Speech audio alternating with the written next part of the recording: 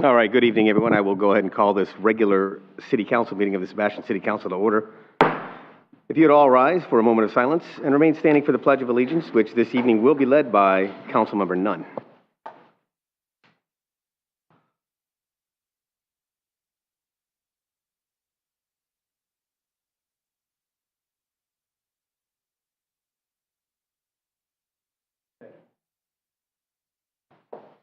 Pledge allegiance to the flag of the United States of America and to the republic for which it stands, one nation, under God, indivisible, with liberty and justice for all. Roll call. Mayor Hill. Here. Vice Mayor Jones. Here. Councilmember Dodd. Here. Councilmember McPartlin. Here. And Councilmember Nunn. Here. Thank you. Does anyone have any modifications they'd like to add to the agenda? I don't know, Mr. Mayor, I had a thing under my matters, and I see, the county administrator and the county attorney are here. I don't know if you wanted me to move up what I wanted to discuss, because I don't know if they just plan on hanging out for the whole meeting or if they have places to go. I'm not sure what the item that you have placed on there is for. I think that's for us to have a discussion as to whether or not we want to have them on an agenda. Well, it wasn't exactly, that's not what I asked to be put on the agenda, the way it was worded. Right. So. Well, I suppose then I should ask, what is the ultimate goal of your question? Well, my ultimate thing was we were down at the county commission, had a meeting a couple of weeks ago. Myself and Mr. Carlisle were down there, and communication has been going very well, and their board seemed very receptive. And what I would like to see is whatever the county concerns, because they have been talking to the property owner, they've been talking to the city, any ideas that they had going forward. I didn't say that to put into an annexation agreement, was just that they could come before our board and talk about, what has been discussed and give their input. Again, I guess the question is, what is the, so from my standpoint, the city council has, as a body, determined that we're going to go forward and annex this property. And now we put it in the hands of our staff to go forward and make that happen with our input throughout the meetings as we go forward. My question is, what benefit do we get from hearing from the planning staff from the county as a body? I'm not a planner, or you, and I don't think anyone up here is a planner. So my understanding is that our staff has already been in communication with their staff. So I'm just wondering what the goal is to get that information. Do you concerned that you're not? I guess it would just be is to get the counties, let them talk and be as transparent as possible. So we're hearing what they're saying. They're hearing what we're saying. Right. I guess, we'll just, I guess they'll just listen in on what's happening. Well, my only thoughts are that is very much a staff level issue. We are a council manager form of government, and the county commission is a commission manager, essentially, form of government as well. So the annexation and the nuts and bolts of it are in their hands, and then everything comes to these bodies afterwards. And the only thing I would say is, and I don't want to get into a pissing match or an argument about this, I just really want to understand what the end goal is, because if, in fact, we're going to have the county's planning individuals that are going to come to this board and give us what they want in the annexation agreement or during the annexation, while they're in the process of working with our staff, it doesn't seem to really jive with me. Why would we then not say to Fellsmere, could you please send your planners over so we could get your input? Indian River Shores, Vero Beach, all of you and your planners should come and give us input to this body of individuals who I believe, quite frankly, the only one up here that has any planning in their background would be Ed Dodd, and that's simply by being the chairman of the Planning and Zoning Committee. So I don't see the benefit. I do believe that the city needs to work very closely with the county, and I believe that we have been. Now, the charter of the city of Sebastian doesn't require that we agree with everything that the county wants. Now, I guess the question I would have for you then is, do you believe that the input that the county's given to our staff is not being relayed to us? I don't think it's been relayed maybe to the public, is okay. What I'm saying, and I want to be as transparent as possible, right, and have the public, see that there has been a lot of coordination going back and forth. And that's great, And again, I didn't have on here about the county, what they want to see in an annexation agreement. Those words did not come out of my mouth. What it was is what their concerns were, and to bring them forward, and that's it. Okay, and I get that. I totally get that, but again, I think that all of those things take place throughout the entire process. There will be an annexation agreement that will be produced by our staff, and that annexation agreement will have to be developed through not only our staff, but in coordination with others in the community in order to make it a synergistic process. And I believe that through my discussions with our staff, that is ongoing. There have been meetings and there are planned continued meetings. We as a council have also agreed that we would have an informational workshop relative to the annexation agreement so that we could be out in front of the public. The transparency issue, I think, takes place from a political standpoint, and I have no desire to overly politicize this annexation, as we've already decided as a body that we're going to go forward with it. So I don't have any desire to hear from any political body, and I believe that our staff, who are extreme professionals in what they do and have dealt with land use and development for decades in all realms and all aspects of it, from the public side, the private sector, and all sides, infrastructure, everything. We have an incredible staff, and the county has a good staff. And I think that at this time, it's important for us to let our staff do their jobs working with the county. I did listen to the county commission meeting the other day, and I thought that it was going quite well. And I think that the line of communications are going very well. And it seemed as though everyone agreed that the lines of communication are going well. And I think it's important for us, who've already done our job by saying we want to annex this property, to allow our staff to do their job, whether it be with the county, Fellsmere, Vero Beach, Indian River Shores. Mayor Hill, may I Sure. interject something? Sure. Okay, it's not my item, and I don't want to infer this, but under the city attorney's matters this evening, we have an issue also related to the annexation, and I think what the city attorney intends to talk about, and what Councilmember Partland in his entry here infers, there's a lot of synergy between that, and I do think we need to have a little bit more in-depth discussion about the overall process, and it needs to happen this evening, and I think it needs to happen, openly by the council, not for a vote of any kind, because we have voted to move forward with the annexation, and we know the process is moving, and there are meetings going on. But there are some process issues that I think the council needs to talk about, and one of those certainly may well be, and I don't want to put words in the city attorney's mouth, but he's hired an outside firm to do the annexation agreement, and I believe is going to be asking for the council members to provide him input to that.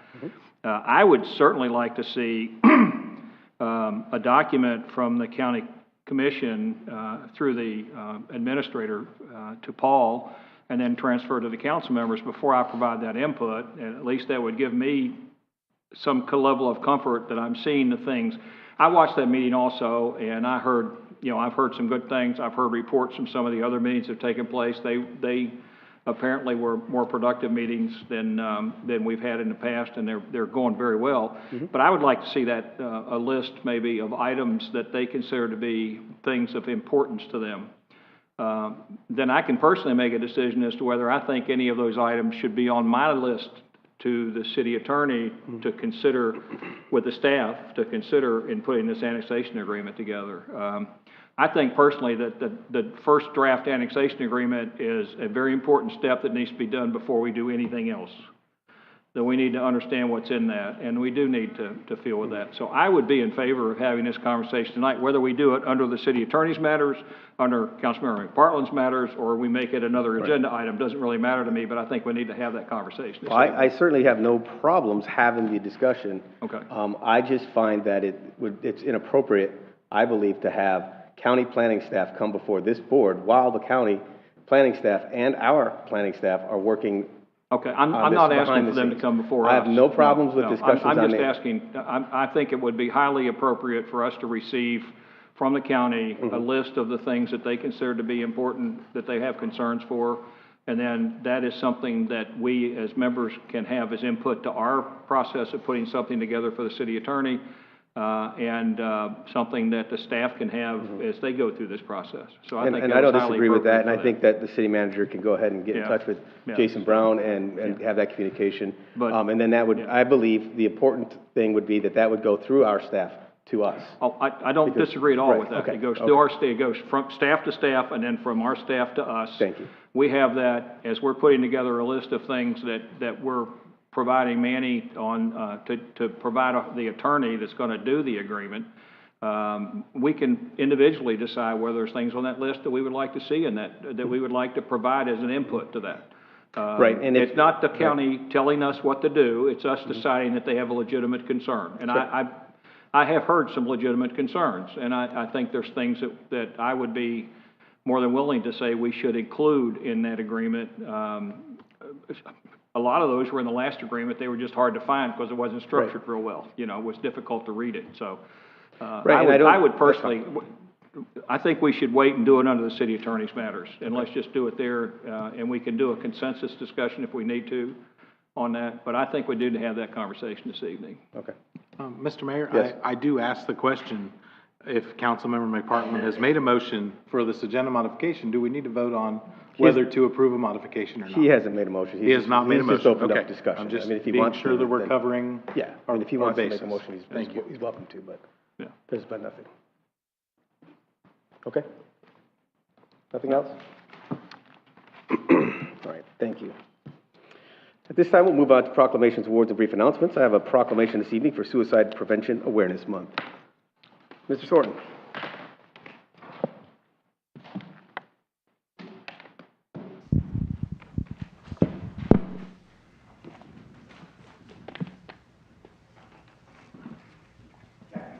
Yes, sir.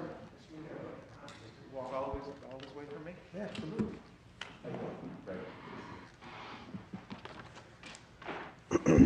All right, this evening I have a proclamation, and it's for New Horizons of Treasure Coast and Okeechobee proclaims, and the city of Sebastian proclaims, September as Suicide Prevention Awareness Month. Whereas September is National Suicide Prevention Awareness Month, which directs the community's attention to this public health epidemic destroying lives, whole families, and sometimes entire communities. Whereas suicide is the leading cause of death in the United States, with 10 deaths in Indian River County during the first quarter of 2022. Whereas suicide is the only type of death that is 100% preventable, and by offering public education, data, support, and services, we can prevent another suicide in our community. And whereas help is available anytime, day or night, by calling the 24-hour crisis line at 772-468-3909. Now, therefore, by the virtue of the authority vested in me as mayor of the city of Sebastian, Florida, do hereby proclaim September as Suicide Prevention Month in September. Thank you. Thank you, sir. Appreciate it. Would you like to say something, sir? Yes, sir. I'm gonna use this. Yep, absolutely.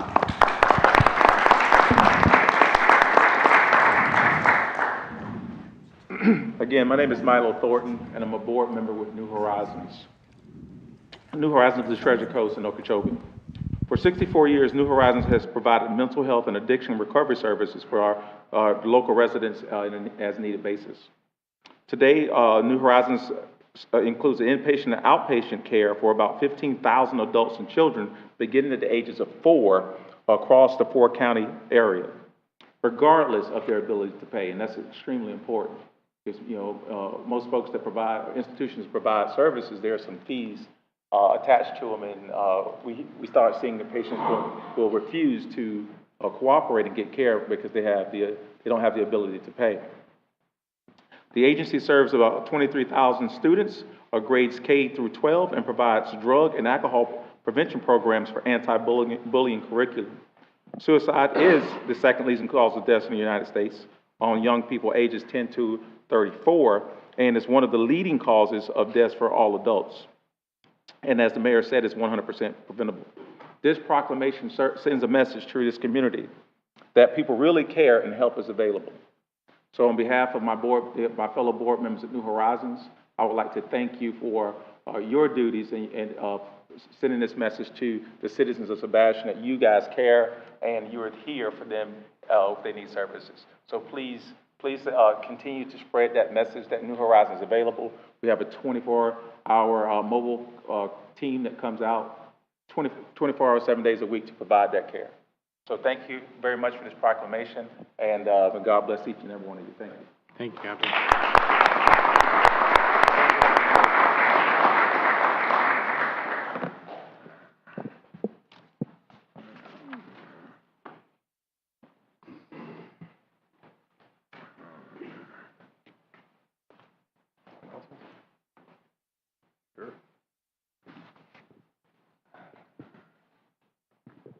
Actually, this time, item 6B, we have a presentation by Garrett Group for City Insurance Consultants, Employee Health, Dental, Vision Insurance for fiscal year 2022-2023.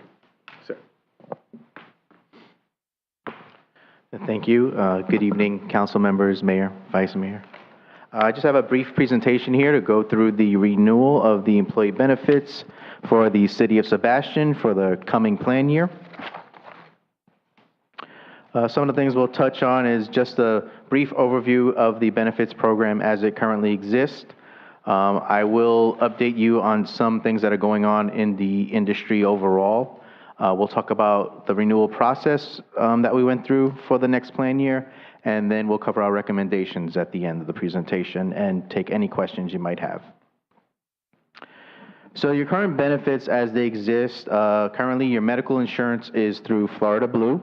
You have a high deductible health plan with a $1,500 deductible for employees, $3,000 for families. Out-of-pocket costs are $4,500 for employee only and $9,000 for families.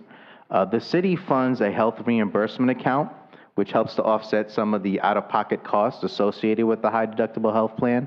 The city funds $2,500 in this account for employee only and $5,000 for family coverage, which is a great benefit. Your dental and vision insurance are currently with Humana, and your life, long-term disability, and employee assistance program are all with Lincoln Financial Group. So just to touch upon some of the trends we're seeing in the industry right now, one of the healthcare reform fees, known as the Patient-Centered Research Institute fee or PCORI fee, that has gone up to $2.79 per member per year. Last year, that was $2.66 per member per year. It does tend to go up every year or every other year, so that's nothing out of the ordinary, but just to be noted because that is factored into your renewals. And for medical inflation for the 2022 year, we're looking at 7 to 8% increase in medical costs overall. A few reasons for this. One, this is largely being driven by expected hospital price inflation. You may see a lot of mergers that are happening between hospital systems, provider networks, hospitals buying out provider networks, things of that nature. Because of that, as those systems continue to grow, they have greater bargaining power. Also related to this is the growth of Medicare and the Medicaid population. So this is putting pressure on hospitals because Medicare and Medicaid reimburse at lower rates than hospitals would otherwise receive through private insurance. So because of those lower rates, unfortunately, that comes at the cost of the private insurance, where they tend to raise the rates for the private insurance reimbursement. So you may see in the news articles about hospital systems in negotiations with the insurance carriers and hospitals dropping out of networks because they can't reach an agreement on what the pricing should be. That's what's going on behind all of that, is that the hospitals are trying to inflate those reimbursement rates, and the insurance carriers are trying to fight against that when they can. Usually those things resolve themselves, but in some instances that does go on for a few months. Other factors are greater medical utilization overall compared to the past 2 years. So medical utilization has been down a little bit because of COVID and people just simply not having access to care that they otherwise would have had. Some of the things that we're seeing happening are, for example, elective surgeries that have been put off for the past 2 years. Now, all of a sudden, in this current year, we're seeing an influx of all these services all at the same time, so it's having a a really big impact, and particularly in this past year. Also, another factor is the increased cost of goods and services. This is something that's not specific to the insurance industry or the medical industry. This is what we're seeing right across the board, pretty much in all industries, increased cost of things.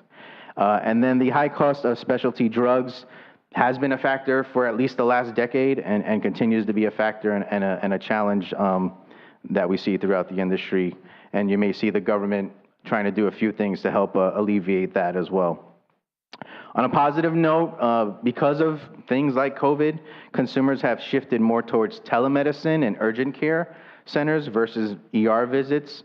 Telemedicine and urgent care are ways that are much more accessible to patients and also, more importantly, much lower cost for patients. So in total, that's saving health plans money because of that.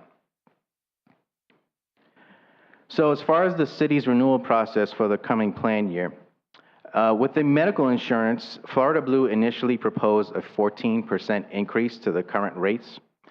We were able to negotiate that down to a 5% increase with no changes to the plan.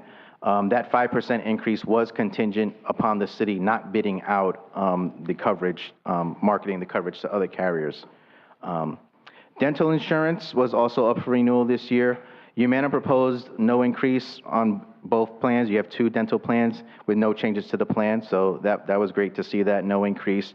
And then vision and life, long-term disability, and the EAP program were previously negotiated on a multi-year guaranteed basis, so there's no changes to any of those rates or any of those plans for the next year. So based on all that information, our recommendations are to accept Florida Blue's medical renewal at the 5% overall increase. A couple of reasons why we feel this is a justified increase.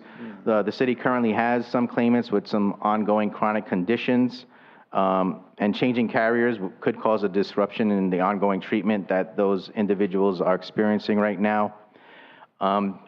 Interesting note, the city switched from United Healthcare to Florida Blue in 2017. At that time, United Healthcare was proposing a 21.8% increase, so definitely had to make a change there. But since switching to Florida Blue, the city's average increase has been 2.8%, which is outstanding. I can say over that span of time, I don't think there's a group in our book of business that has had that low of an average increase year to year. And another interesting note, along with your staff, we did have a deep dive into your claims information, your claims data with Florida Blue.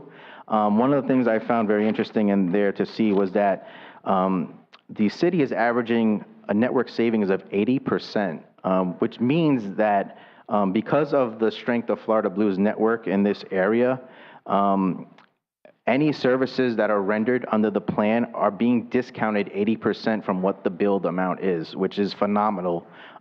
Usually what we see is something more in the 60% range. 70% is considered excellent in most cases. So 80% is really knocking it out of the park. And that's just a testament to Florida Blue and the strength of their network here in the county.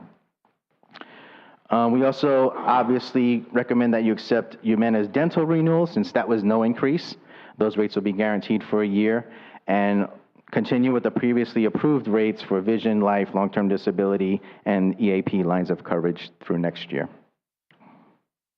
And with that being said, I'll be happy to take any questions you might have. Any questions, council? All right, awesome. 5% seems like a very good number, and as you said, it's been outstanding the last several years, and hopefully we can keep that kind of going forward. Yeah. Thank you so much. All right, thank you all. Have a good night. Jones? Yes, sir. On the announcements, brief announcements, on September 11th this year, 2022, at 8:30 a.m., Patriot Day ceremony will be down at Veterans Memorial in Riverview Park, and it's a very nice event. I go all the time, and it's just a wonderful ceremony. I hope all of our citizens can come out and join us in that celebration. The next council meeting has been rescheduled to Tuesday, September the 13th. All right. Instead of Wednesday the 14th, I believe it was. That's right. Thank you very much for that. Council, do you have any other announcements? All right, hearing none, leads us to item 7, public input. At this time, we'll ask anyone who has anything to bring forward to this council that's not currently on the agenda, or that is a new item. We would very much appreciate that. So, anyone would like to speak this evening?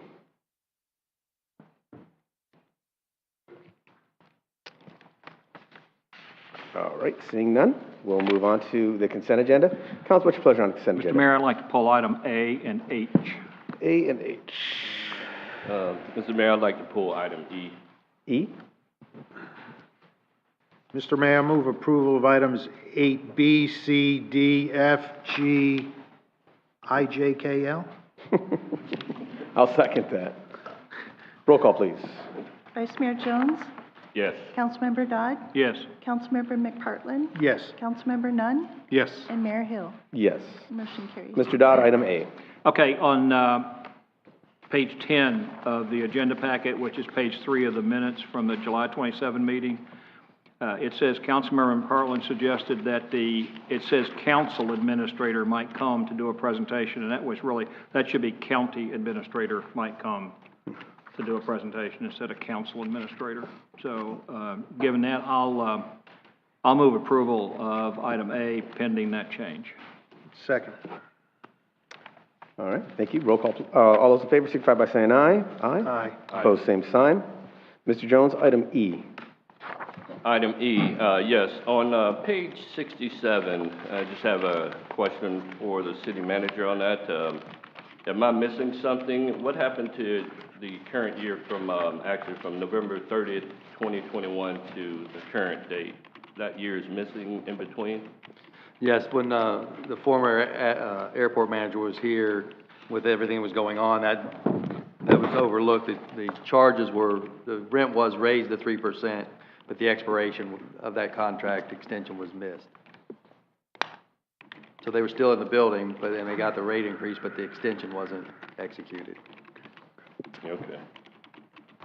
I'll move approval. Second. All those in favor signify by saying aye. Aye. Opposed, same sign. Thank you. Mr. Dodd, item H. Okay, I don't have any issue with item H, except I have a question. Item number 1 on page 100 of our agenda packet, which is the first page, think of the hosting agreement. The first enumerated point says through 2023. That's basically authorizing this through next year. Is that a misnomer, or are we, I don't see any reason why we're not authorizing this as long as they want to do it.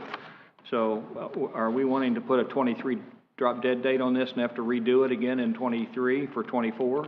That's up to, if they wanted to do that. This is just an amendment to the existing lease that would expire in 23. Okay. Yeah, I know, and this was done in 2018, and it was done through 23, but if we're Correct. going to amend it, should we maybe? Well, there's an amendment time in there for the extension period. Yeah. Which would be in the December 23. It's up to council. We haven't had any discussions with the You haven't had any applicant discussions with them on that? about Okay. extending it. All right. I don't have a problem with extending it, obviously. All right. We just hadn't had that conversation. You'll just have to bring it back to us then, is what you're saying? That's correct. Okay, all right, so all we're doing is changing the name now. I'm fine with that. So given that, I move approval of item H. Second. Got a motion and a second. All those in favor signify by saying aye. Aye. Opposed, same sign. Motion carries. Thank you. Item 9, committee reports and appointments. Council, do you have any reports on your committees? I do, ahead. Mr. Mayor, if I could. Yes. Attended the Affordable Housing Committee meeting today, a very good meeting. Had an opportunity for a roundtable discussion with the other cities within Indian River County and the county to talk about what initiatives and what things they have going on to advance affordable and attainable and workforce housing initiatives. Ms. Frazier was gracious enough to give me some bullet points and talking points to discuss during what Sebastian was doing. We had some things we talked about, like accessory dwelling units and things like that, and I think we'll probably talk more of that as we move down the road as our environment changes. We have properties that we're annexing and other things that are surrounding our property. We're fortunate in Sebastian to have place to grow. Cities like Vero don't necessarily have the ability to grow out now. They can only grow up.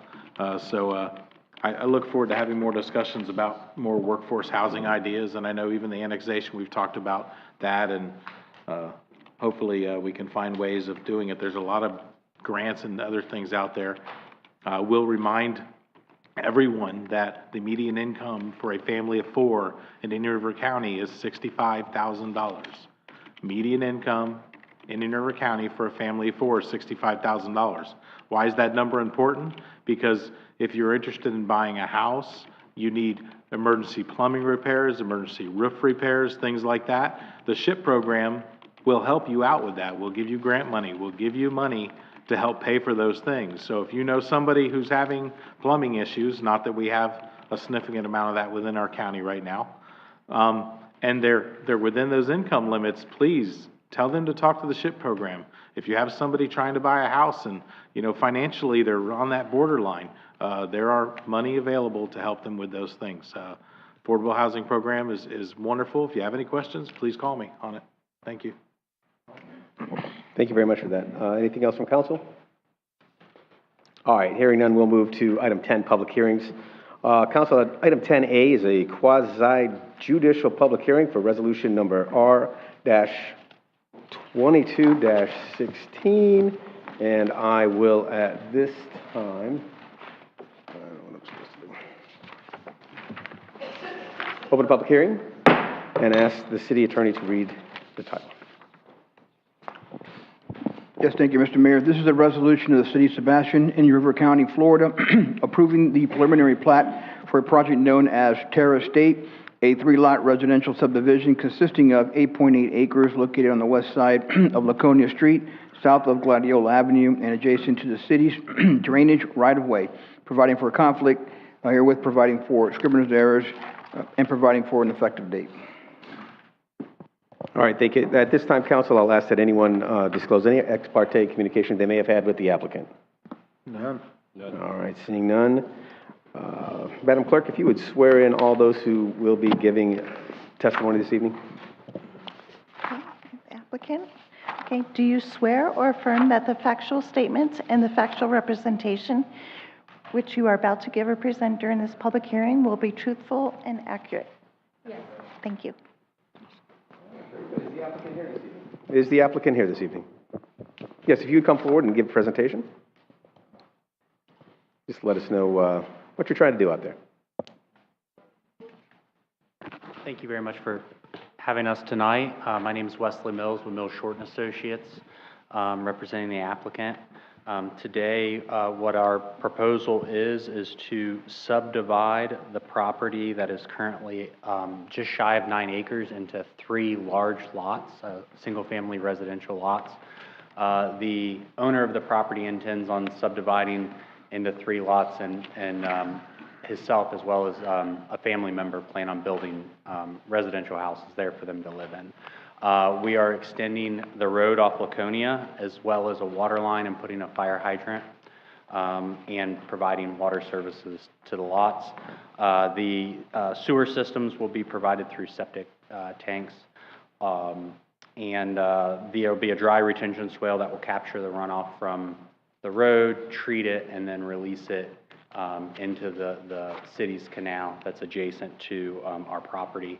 We also built in the road and designed the road so that the city would have access to the site through a maintenance easement. As I understand, they need that property to be able to help assist with maintenance of the canal that they own.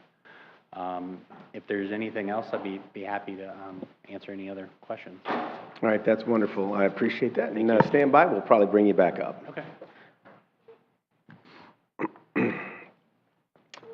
Yeah, Mr. Mayor, I'll let Ms. Bosworth, she's very familiar with this project. We've worked a long time with the original property owner to develop this property and get easements along it to be able to make this manageable, but she has the particular presentation for this. Thank you, Ms. Bosworth. Good evening, Commissioners.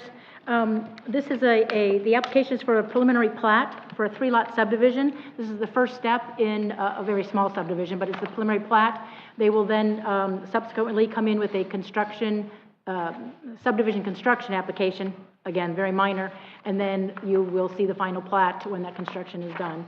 At this point, we'd like to enter the staff report and the attached easement, the plat, and our other documents into the record for the quasi-judicial hearing.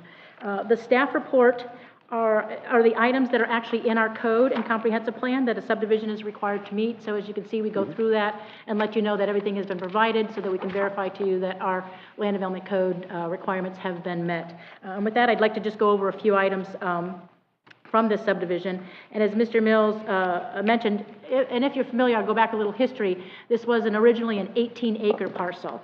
Previously, it was known as, there was a past preliminary plat approved on it for Turtle Grove. It was 37 lots. And at that time, that subdivision was going to deed us the extra right-of-way that we needed. They were going to try to attempt water and sewer. And they also got one of the last remaining Gopher Tortoise take permits from the state.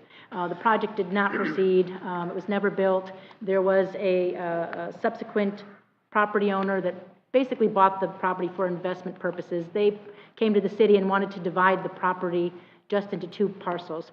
Our code allows you to divide that one-time division of lot without having to go through this plat process. One time, any other divisions after that requires this preliminary plat process. So they divided it into 2 acres, 2 9-acre parcels. This is the northern 9 acres.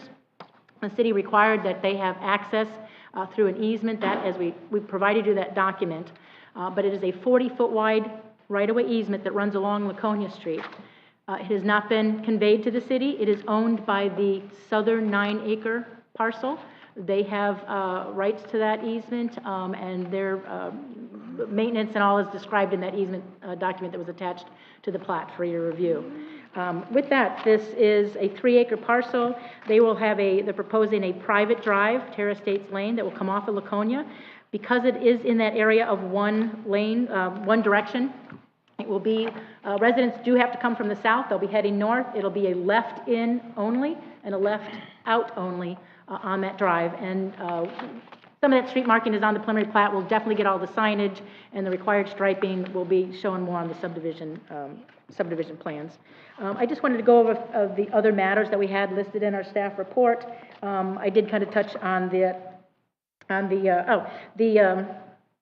property is adjacent to a 40-foot wide right-of-way drainage maintenance that the city has owned. It's actually a part of Unit 13, I believe, Sebastian Highlands.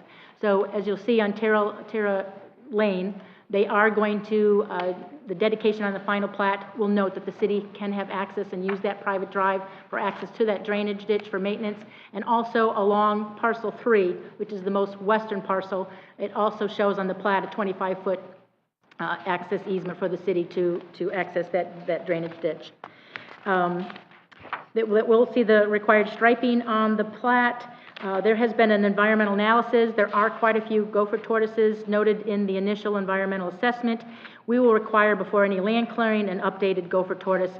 And as I mentioned, this property had received one of the last take permits for the gopher tortoises. That owner called the state and did rescind that permit. He was reimbursed the money, and as such, all of those gopher tortoises now will have to have a relocation permit and be relocated. They just can't be buried during construction. So that was a good thing on that. But we'll require a new gopher tortoise survey. Also, even though it's 3 lots only, our code and interlocal school agreement does require that a scattle will be required. We'll get that before any land clearing begins. Also, we have, if I can go into a little bit on the Planning and Zoning Commission, the local planning agency, they also had a public hearing regarding this plat. They did approve it 7-0, but they added 2 additional conditions than the 3 that staff had originally recommended. One was that based on some of the residents that had come up to speak and the stated accidents that occurred at that intersection where Laconia becomes a one-way, and people weren't aware of that, and they would go and hit mailboxes and have to turn around. Planning and Zoning Commission recommended some additional signage up at that intersection. We added that to the conditions noted in the resolution, if it was dealt necessary by our city engineer. There may be appropriate FDOT signage there. I'm not sure if additional signage may confuse it even more, so we'll leave that. We recommend that. We added it to the resolution, but we'll leave that up to the city engineer to determine that. Also, we did want to, as noted in the cover sheet, this is 3 lots, but sewer is not available to that area. And based on some policies in our comprehensive plan, only if the sewer was available within 500 feet of this, a sewer main. As such, they will be able to get permitted from the health department for septic and drain fields. However, we added a condition after the P&Z meeting, staff did, that once the sewer is available, we would require them to hook in immediately. So sewer line comes in and they still can't wait 5 years down the road to then connect. We'd like them to connect immediately. We've added that as a suggested recommendation, condition of approval, and added that into the resolution. And real so quick, as- I don't mean to interrupt you because you're rolling Sure. right now, but real quick on that, that can go with the property. So when they sell that property, that will be, that will continue on to the next owner of that property, that when sewer gets there, they'll have to connect, correct? Yes, this is a Okay, condition of covenant. approval of that, of the subdivision of land. Correct, And so thank you. that does go with any subsequent owners and conveyance of those warranty deeds. Perfect, thank you. Yes. I just wanted to conclude that staff feels that this proposal meets all the requirements of a comprehensive plan, land development code. We are recommending approval with the 5 conditions noted in the resolution. All right, thank you. I just have just a couple brief things. This is great. I mean, large lots. There's a conservation easement on the southeast side of this property. Is that easement untouchable by them? Yes, How it's a does that work? previously recorded St. John's easement. It will be noted at any type of title policy when it's conveyed to that owner once the final plat is recorded. Most likely, it's kind of an area that's not going to be conducive to building anything. They can. Well, you can bring a bunch of truckloads of dirt in and build anything you want. So that's, I mean, the concern would be that they wouldn't be able to really, they would have to delineate that likely, right, during the process of construction. And then this property, these 3 lots are going to have a containment pond that'll contain the water for all 3 of them, correct? Yes, so what you're seeing on this preliminary plat is the stormwater drainage proposal for the road itself. That swale is just for the stormwater off of that road. There is a sheet, though, that has a proposed drainage design for each of those 3 lots. And as you can see, there would be home, and then possibly a dry or wet retention pond for each of those lots, and you can see the arrows of drainage to that lot. Okay. So that's not the swale that's along that road is not the drainage for the house. And granted, because they are 2 acres, it can be larger houses than what you see on the 10,000 square foot lots, but that's where that drainage plan will come in through the building permit, and engineering and stormwater will review those designs at that time when those building permits come in. Okay, the building height requirements in this one would be?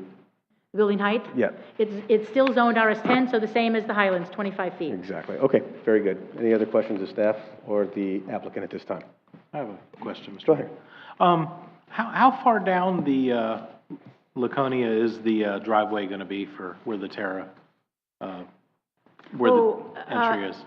So there's the intersection, so there's 125 feet for a lot, then there's the 40-foot ditch, and then the entrance there, so approximately 150 feet from that entrance. Obviously, I see the future challenges of people being annoyed with going all the way around the back of this neighborhood, coming up a one-way street to get to their street. That's 150 foot down, and I see a future of people just driving down the wrong way down the road and going into an entrance road as a future challenge for this property. Maybe not the current owners, maybe, where you never know what's going to happen with 3 houses down the road, who will end up owning them. Have we looked at the possibility of widening and making that part of Laconia a 2-lane road? Just up to their entrance, or the whole, to complete the whole thing? I'll defer that to, as far as I know, there's no proposed plans. So right now, we don't have the right-of-way for it. Okay. But I can tell you, that section of road piping, that ditch and acquiring that, because that roadway easement is owned by that homeowner, would be well over $1 million. Wow. If we're looking at $700,000 just to pipe the ditch at Riviera, you can just see what it would cost to 4-lane that road. And the traffic impacts, I guess the biggest challenge is spending that amount of money for the amount of traffic impacts, or because somebody might go the wrong way on a one-way street.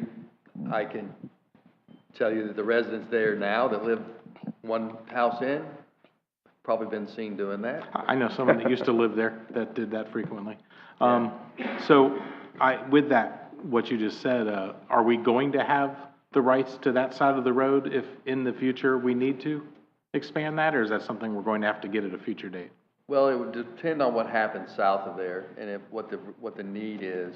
You build because of traffic impacts, not Sure. or safety. In this case, we've re-signed that, restriped that, redone the guardrail to upgrade all of those after that last accident in 2019. We updated all that signage out front. But I think the bigger challenge is where, when the traffic impacts would create that need, then the city would it would be necessary for the city to take that step. So at that point, would we have to do an eminent domain, or is the property going to be available to do that in the future? So, if need be? Eminent domain is usually the effort of last resort. You really want to negotiate and show the benefits of it and get a lot of public input on this one. I know that, you start pumping all that traffic, it could be a cut through to 510 from 512, and I had a conversation with someone today about that, and it could be a challenge with the existing residents. So, I think today our bigger challenge is making sure that it's safe for these residents that are building these 3 homes, have safe access.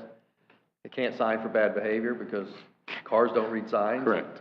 But I would like to, but I think our traffic studies would show that it's minimal impact, because really the only people using it are the people on Laconia, or somebody who doesn't know Laconia is a one-way road Right. down there. Okay, thank you. Let me, as part of the original split from 18 acres to 2 9-acre parcels, there was a 40-foot right-of-way granted to the city parallel to Laconia on the length of this property. So the city has that right-of-way.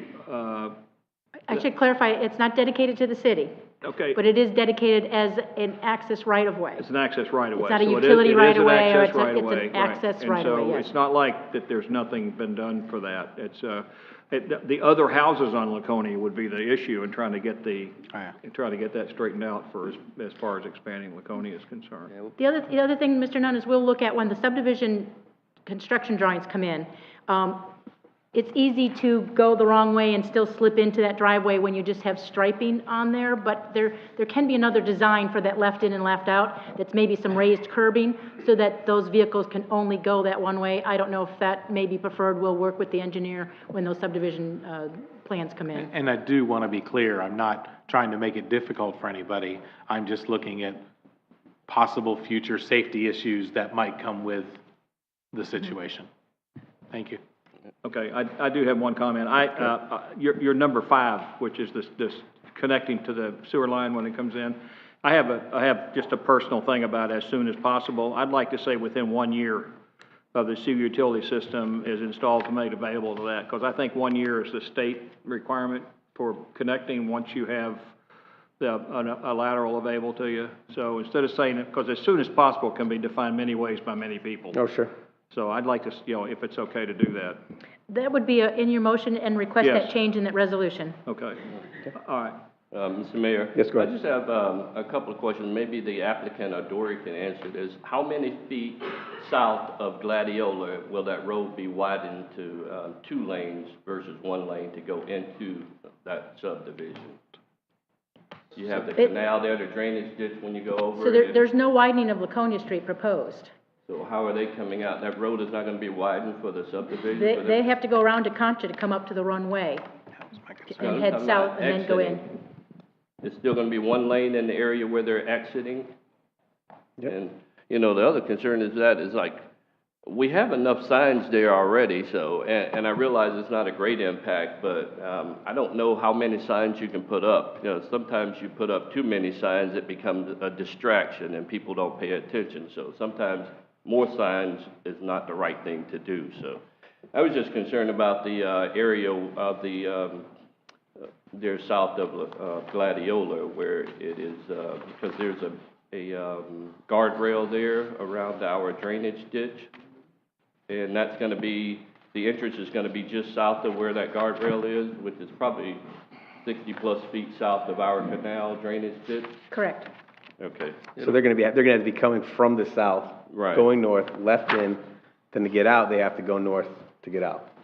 It's an awkward situation for sure, but it's been there for years, and I tell you that, that 1-lane road kind of works, I mean, it's a quiet little area back there, and I can assure you that many of the people that live on that 1-lane portion probably don't want to see it widened, but that's beside the point. But Well, I've used that for many years. I Right. live right over there, so Right. I mean, coming up that road, it was two-way traffic. You just pull over and let the Right. other one go by. kind of like Old Dixie through Sebastian. But down we're there over by growing the now. We railroad have track. much more homes and much more people, much more traffic out there. So Yeah. we have to be cognizant of that and try to look at some things that can maybe prevent some of these possible accidents or somebody going the wrong way and hitting the mailboxes. I don't know how many times one of the homes has been hit there, 6 or 7 times. Right. That's it. Anything else? All right, hearing none. We will now move on to anyone from the audience that wishes to get up and speak in favor of this application. Anyone opposed?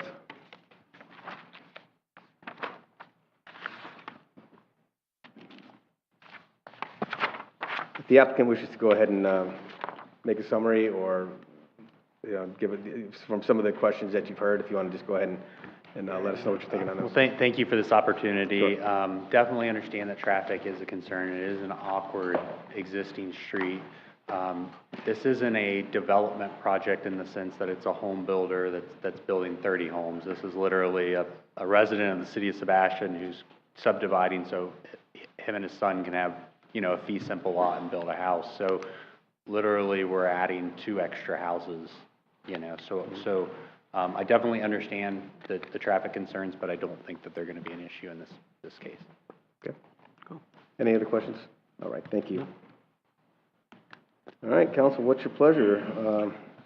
Mr. Mayor, I move approval of resolution R22-16 with the 5 conditions as stated in the city report, by modifying condition number 5 to state within 1 year of sewer utility system is installed.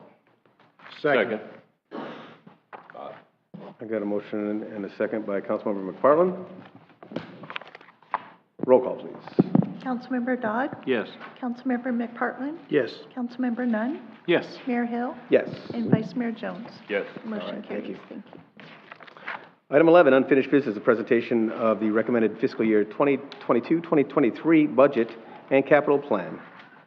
Mr. Carlisle. Yeah, Mr. Mayor, Mr. Kilgore has his usual presentation to talk about tonight, and some of the minor changes well, they're not minor, some of the changes we made since we have provided you with the last budget. There were some staffing changes that I had recommended in the budget, and Mr. Kilgore will address those. Thank you. So we're at that point in the year where we try to brief the city council and take any questions or concerns that you might have about the recommended budget. Back in July, you set the proposed millage at the same rate as the previous year, the 3.0043. With things that have happened since then, that city manager touched on, we also, we had adjusted the minimum rate or starting rates for those employees that were below the compensation study. So those, and new hires. So those were brought up, as well as adding 2 positions for the planning staff. We did some modifications to try to get, or to stay within the 3.0043 actually. So adjustments to revenues and adjustments to my salary account because I had anticipated a retirement payout. So with all that said, what we have come up with is a balanced recommended budget at the 3.0043 because of those circumstances.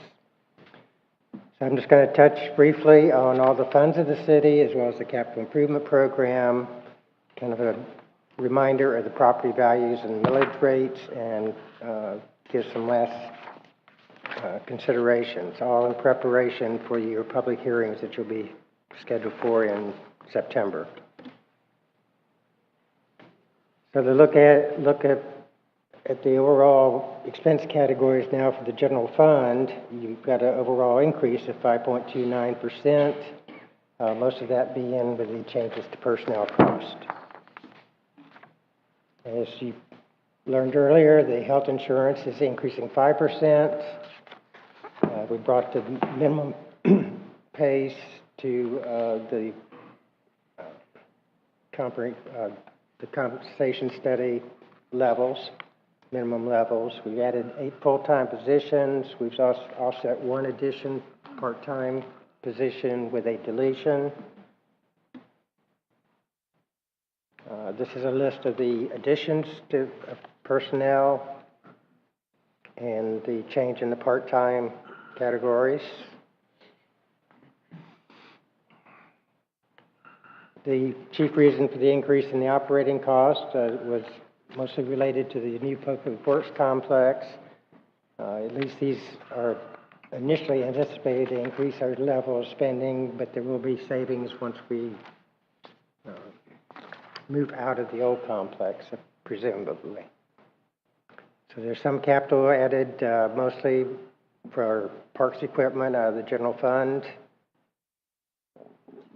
And it looks like, well, the decrease in fund transfers was because of the transfers for the yacht club seawall last year. So that made our overall percentage look less than it really actually was. So as I said, we need the 3.0043 to balance to the current level of recommended spending. Touching on the golf course, they have had an excellent year.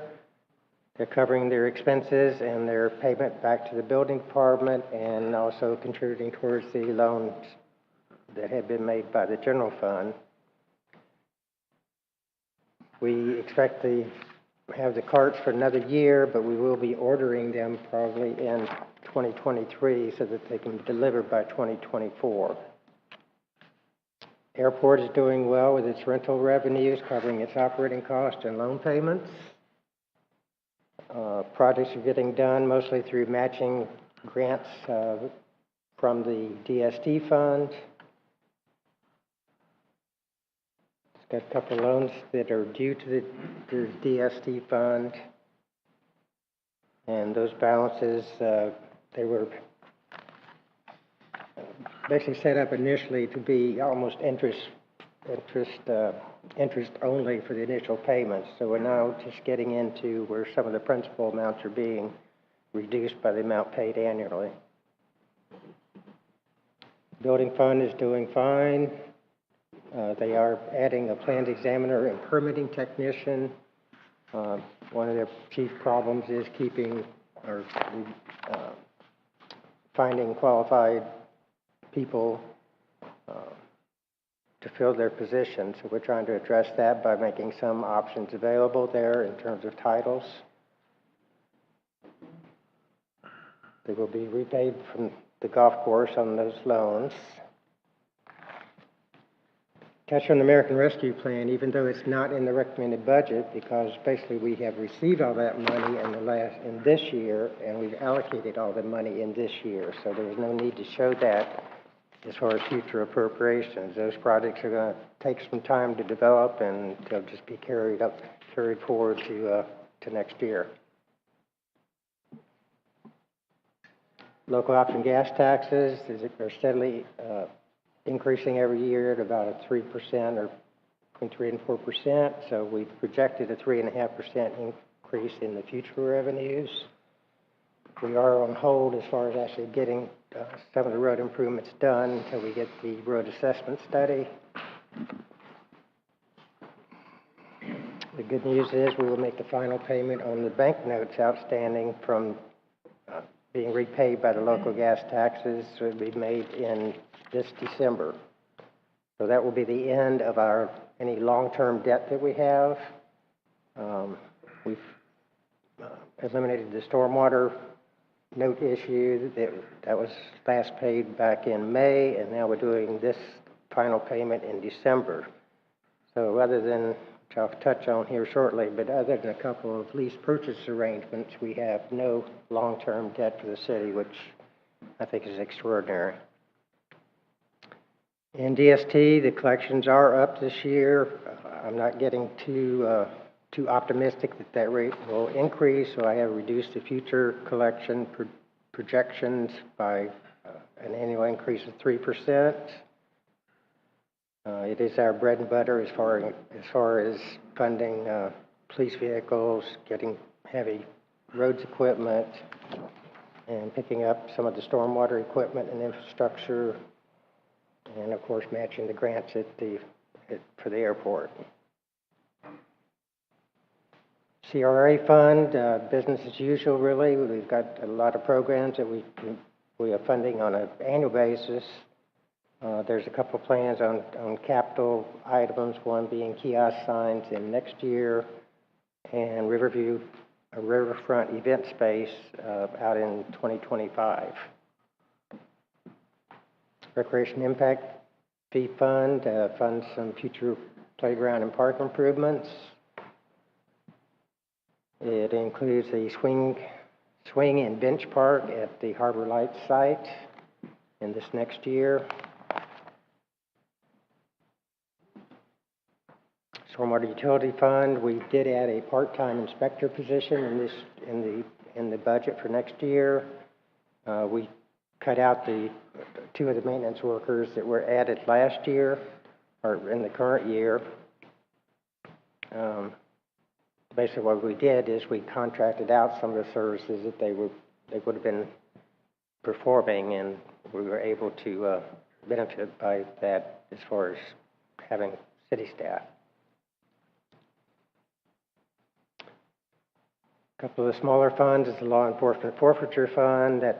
Those expenditures have to have individual city council approval according to the state statute and the way those funds are collected and dispersed. So the Parking in lieu of fund, as you know, those are parking in lieu of payments that now are accumulating by the end of this year about $98,000. Cemetery Trust Fund, we have half of those monies are spent on operation and maintenance expenditures. The other half is for expansions or cost incidental to adding future sites. We do have additional columbarium niche in 2024-25 scheduled.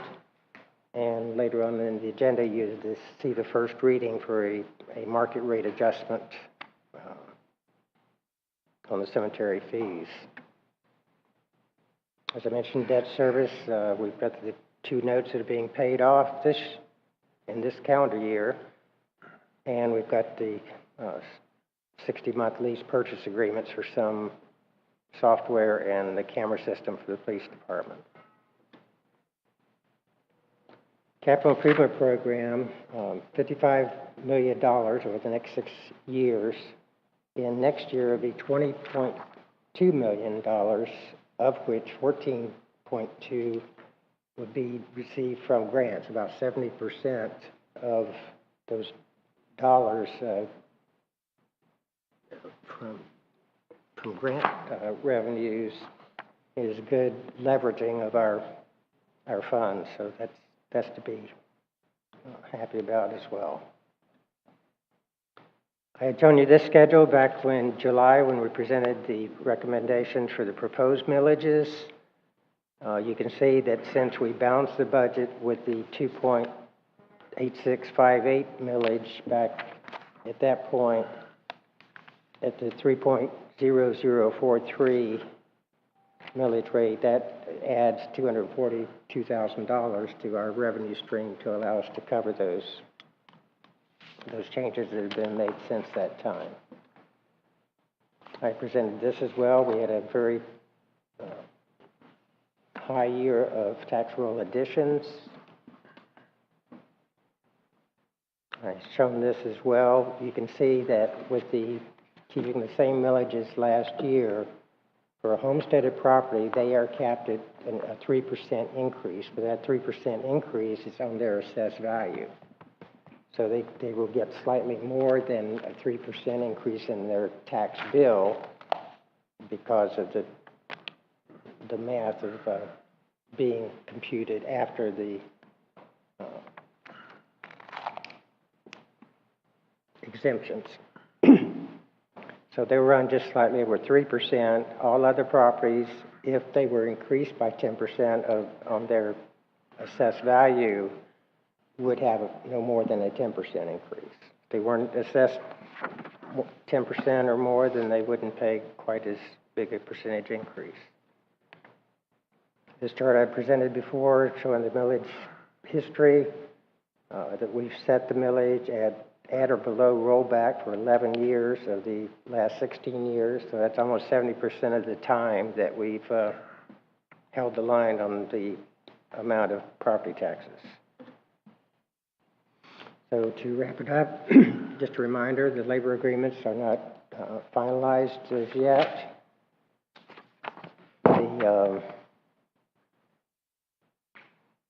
Our reserves are looking very healthy for the general fund, but keep in mind that every year we budget more than we spend for the departments. You know, it usually runs 96, 97% of their budget is spent, but that other 3% has been accumulating in the reserve balance. So we are above the $5 million level that we kind of accepted as a minimum in case of hurricanes or other disasters that we have to address. So as I said, homestead properties could go up 3 to 4%, and other properties could go up as much as 10% with a 3.0043 millage. So with that, I'd be glad to try to respond to any questions or concerns you have about the recommendation at this point. The hearings in September will be for the purpose of letting the public have their comments, and we'd like to get a heads up on what your concerns may be. I first want to thank you so much for that, as always, riveting presentation that you've given us this evening. That was fantastic. You know, you've done a great job, and Ken, you've done a great job over the years that you've worked here, and I've been able to work with you, and I'm very pleased. You know me, I'm that guy that's like, not a penny more, right? Not a penny more than we need to spend. And, you know, the fact of the matter is, you know, the writing's on the wall when you increase the minimum wage to $15, and then the inflation is going up, and the cost of services and goods is constantly going up, and every single thing we do as a city costs a heck of a lot more. We have a grant this evening that we've given back, that essentially we've given back because it didn't cover the cost of the airport building this evening, and it's because of just the exaggerated growth or the cost of every single thing we do in this world. You know, I've got my good friend Wesley Davis sent me some mail the other day. I'm sure every one of you got one of these, right? And I did the math on it, and it looks to me like all but a couple of the agencies have their trim notice marked out at the same millage rate as they had last year. And if, in fact, all of the agencies go to that trim notice, we'll see a substantial increase. And on my home, that increase is going to be a total of $37 a year. That's $3 a month. Now, the cost of a sandwich is more than $3 more today than it was 5 years ago. So we need to have a good balanced budget. We need to have services that the citizens of this community require. As I say, not more than one penny more than we need. And I think that, you know, you've given us once again an outstanding budget, one that balances, which is incredibly important. I thank you and staff for working hard on getting this done. You know, you never want to look the citizens in the face and say, we're raising your taxes and we're going to provide you the same level of service. But in fact, if we didn't do this, the level of service would plummet. And we can't have that in Sebastian, because this is a wonderful place to live. Council, any other questions or suggestions? Mr. Mayor, thank you. First, I want to say how good a job Ken does, but also I'd like everybody to understand something, that in an effort to try to balance this budget, he's foregoing retirement. He's actually pulled out his retirement payouts from this 22-23 year. I know he's shaking his head no, but it says right here, remove CFO retirement payouts. So I'm holding you to that. Don't get excited. I wasn't committing to retirement, and should I pull the plug during this next year, then it would just have to come out of the healthcare reserves that we have. So. All right, there are still, as are delineated on, maybe it's near the last page of the presentation, there's still a lot of unknowns that we have to deal with. There's labor agreements and there's some things that are there. And I would tell you that I'm one who, I don't believe that this is the year for us to finance the addition of an assistant city manager. I just don't think we need to, I don't think we need to hire an executive level position when we're talking about raising taxes and we're talking about the unknowns that we have here. I don't question that we could put that Mr. Carlisle could use someone in that position. I'm just talking about the financial side of that. I really think that it's something we should discuss as to whether we want to fund that position for the year. So I open that up for discussion. Yeah, I mean, I would just look at it as if it's a need, then we have a need. But, you know, I mean, obviously he's not going to put something in the budget that he doesn't feel he needs. But he is Mr. Carlisle, and he's a workhorse, and so I would assume that without that position, he'll still be able to produce the product that he has over the years. So, I mean, I'll be open for discussion on that. I don't know if Mr. Carlisle has something to say about it, but I'd welcome that. Well, granted, there's a lot of stuff going on, there's a lot of work going on, and I'm getting pulled in a lot of different directions, but I also kind of understand what Councilman Dodd says. I mean, we have a lot of unknowns. You know, I'm not going to fall on my sword over it. I think it's something we need, but I think from the budget standpoint, it might be something we look at in another year. Yeah, I just want to make clear, I'm not questioning, you know, I mean, the charter is clear, and I don't try to get involved in the operation of the city, and it's up to Mr. Carlisle. He does a good job with that to make those decisions. I just, from a budget perspective, I'm just thinking, you know, we've got unknowns that are going to come back. I've asked for some further information from Mr. Kilgore about the reserve accounts. I mean, we have unfunded allocated funds in that the reserve accounts have to cover. And so if our reserves are this big and we start pulling out of there things that we have to be able to cover, if the wrong 10 people decide to quit this year, there is a dramatic decrease in our reserves because we have to fund all those payouts for sick time and all that kind of stuff out of the reserves. Mm-hmm. So there are some potential things that could come back to hit us, and I just am questioning. I know that there's a lot of work getting done. He's got a good management staff. He's got good department heads. There seems to be, you know, things seem to be moving forward. He's filling positions in areas where they really do have a problem with getting stuff done, like a new planner and a GIS technician, construction specialist, and so forth. And so I'm just wondering if this is the year for us to fund an executive level position instead of just maybe suck it up a little bit and see if we can't make that work. I wouldn't argue it, but just a thought came to mind that we have a lot going on in the city right now with Spirit, with the annexation, with potential additional annexations, with the stormwater master plan coming through and needing to be implemented. There's a heck of a lot of things that are going to be on the plate. Yeah. So I think if the budget is balanced as it is and that position is in the budget, then I would be comfortable with going ahead and funding that position just based upon the fact that we are in good shape. You know, you may not have caught it, but the presentation by Mr. Kilgore showed us to be in very good shape financially. As we continue going forward, the city is in good shape financially. So I don't want to put us in a bad position, but I do want to make sure that through all of those projects that we have coming up and many more that are unforeseen, that you know the city manager has the staff to do that. That's just my opinion on it, and I welcome everyone else. Mr. Go along with what Mr. Dodd had said about the assistant city manager. My concern is, because this is going to be Ken's last go-around, from what I understand. I would like to see somebody brought on, like an assistant to Ken, to kind of learn the ropes and see what's going on, because he's not just the chief financial officer. He does so many other additional duties that are added on. And I'd hate to see, he goes out the door. Those are large shoes to fill right there. I don't know who can step in and do that. So I would like to see, you know, instead of the assistant city manager and the assistant HR director, that could be morphed, I think, maybe later if the money is there. Again, you know, we have the unresolved labor issues, but I'd like to see somebody, an assistant for Ken, to be here a few months before he leaves, and then they can pick up the ball. Oh, he can't leave. We're not letting him. Well, that's not up to us anymore, you know? Well, I would just be careful that, I mean, and I'm just saying, you know, I think Ken is wonderful and it'll be tough to lose him, But again, now we're starting to get into the micromanaging of the budget. And so it's his job to make sure that he has the staff in place to do the job. And he's presented us with a budget that has those positions. Yeah, I'm just, all I'm questioning is whether this is the appropriate time to have in the budget that position, is all I'm That's questioning. fair. That's a fair question. So, Anything else, Bob, on the budget other than that?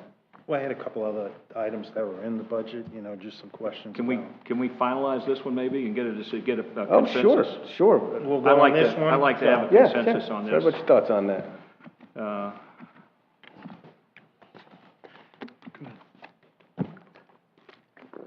Well, like the mayor said, Ken and they have this in the budget for now. But I'm looking at the future too, and I know Paul does a lot of work here. He's pulled at all different places. All of our city employees pull double and triple duties right now. And looking at it from a financial perspective, I'm just thinking that maybe it's something that we should hold off on the assistant city manager for now and look at this a little bit further down the road, so. Okay, that resolves it. Mr. Mayor, if I can. So I don't disagree that it's probably not the right year for it. I have discussed the position with the city manager, and I do feel he needs this position because of the number of projects and tasks and things going on. I don't know if there's ever a best time to do things. The city has grown a lot over this past few years. It requires more employees. It requires more staff to manage that. Talking to other cities and things while at the convention, there are cities smaller than us that have those assistant positions because a city manager can only do so much and only be in so many places at one time.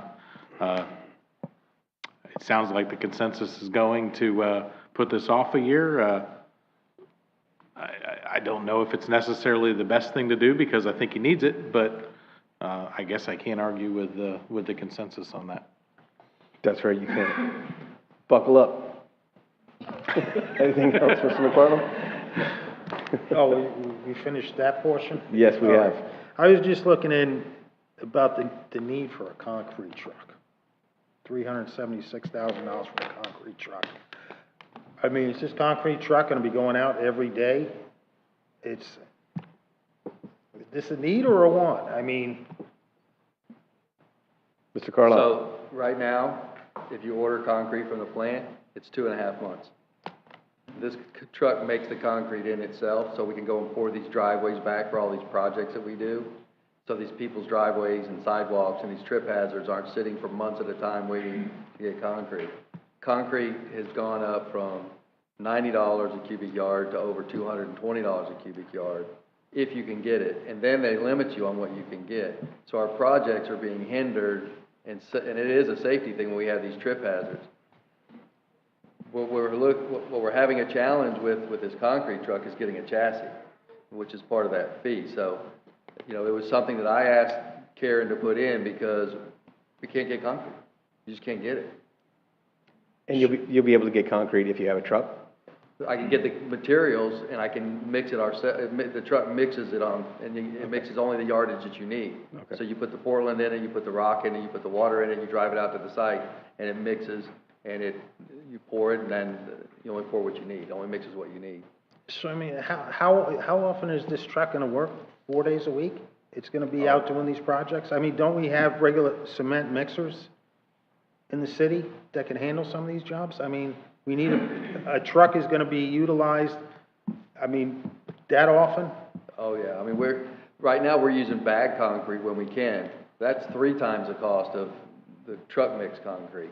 And it's 4 times the labor, because they have to mix it in a small mixer, they have to put it in the buggies, they have to carry it and dump it. It's, like I said, I think that for efficiency and safety, but if we're gonna, I guess if guys can manage it.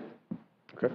May I input? Go ahead. I was talking to a couple of the maintenance workers about this truck, and hearing the delays that are coming because of concrete right now, And right now, even when we do finally get our driveways done, that then gets billed back to the city. If we were able to do this ourselves, we would essentially be billing ourselves for doing these driveways instead of having to pay concrete companies to come and do this work for us. So it would, not only would it alleviate safety issues, it also gets projects done faster.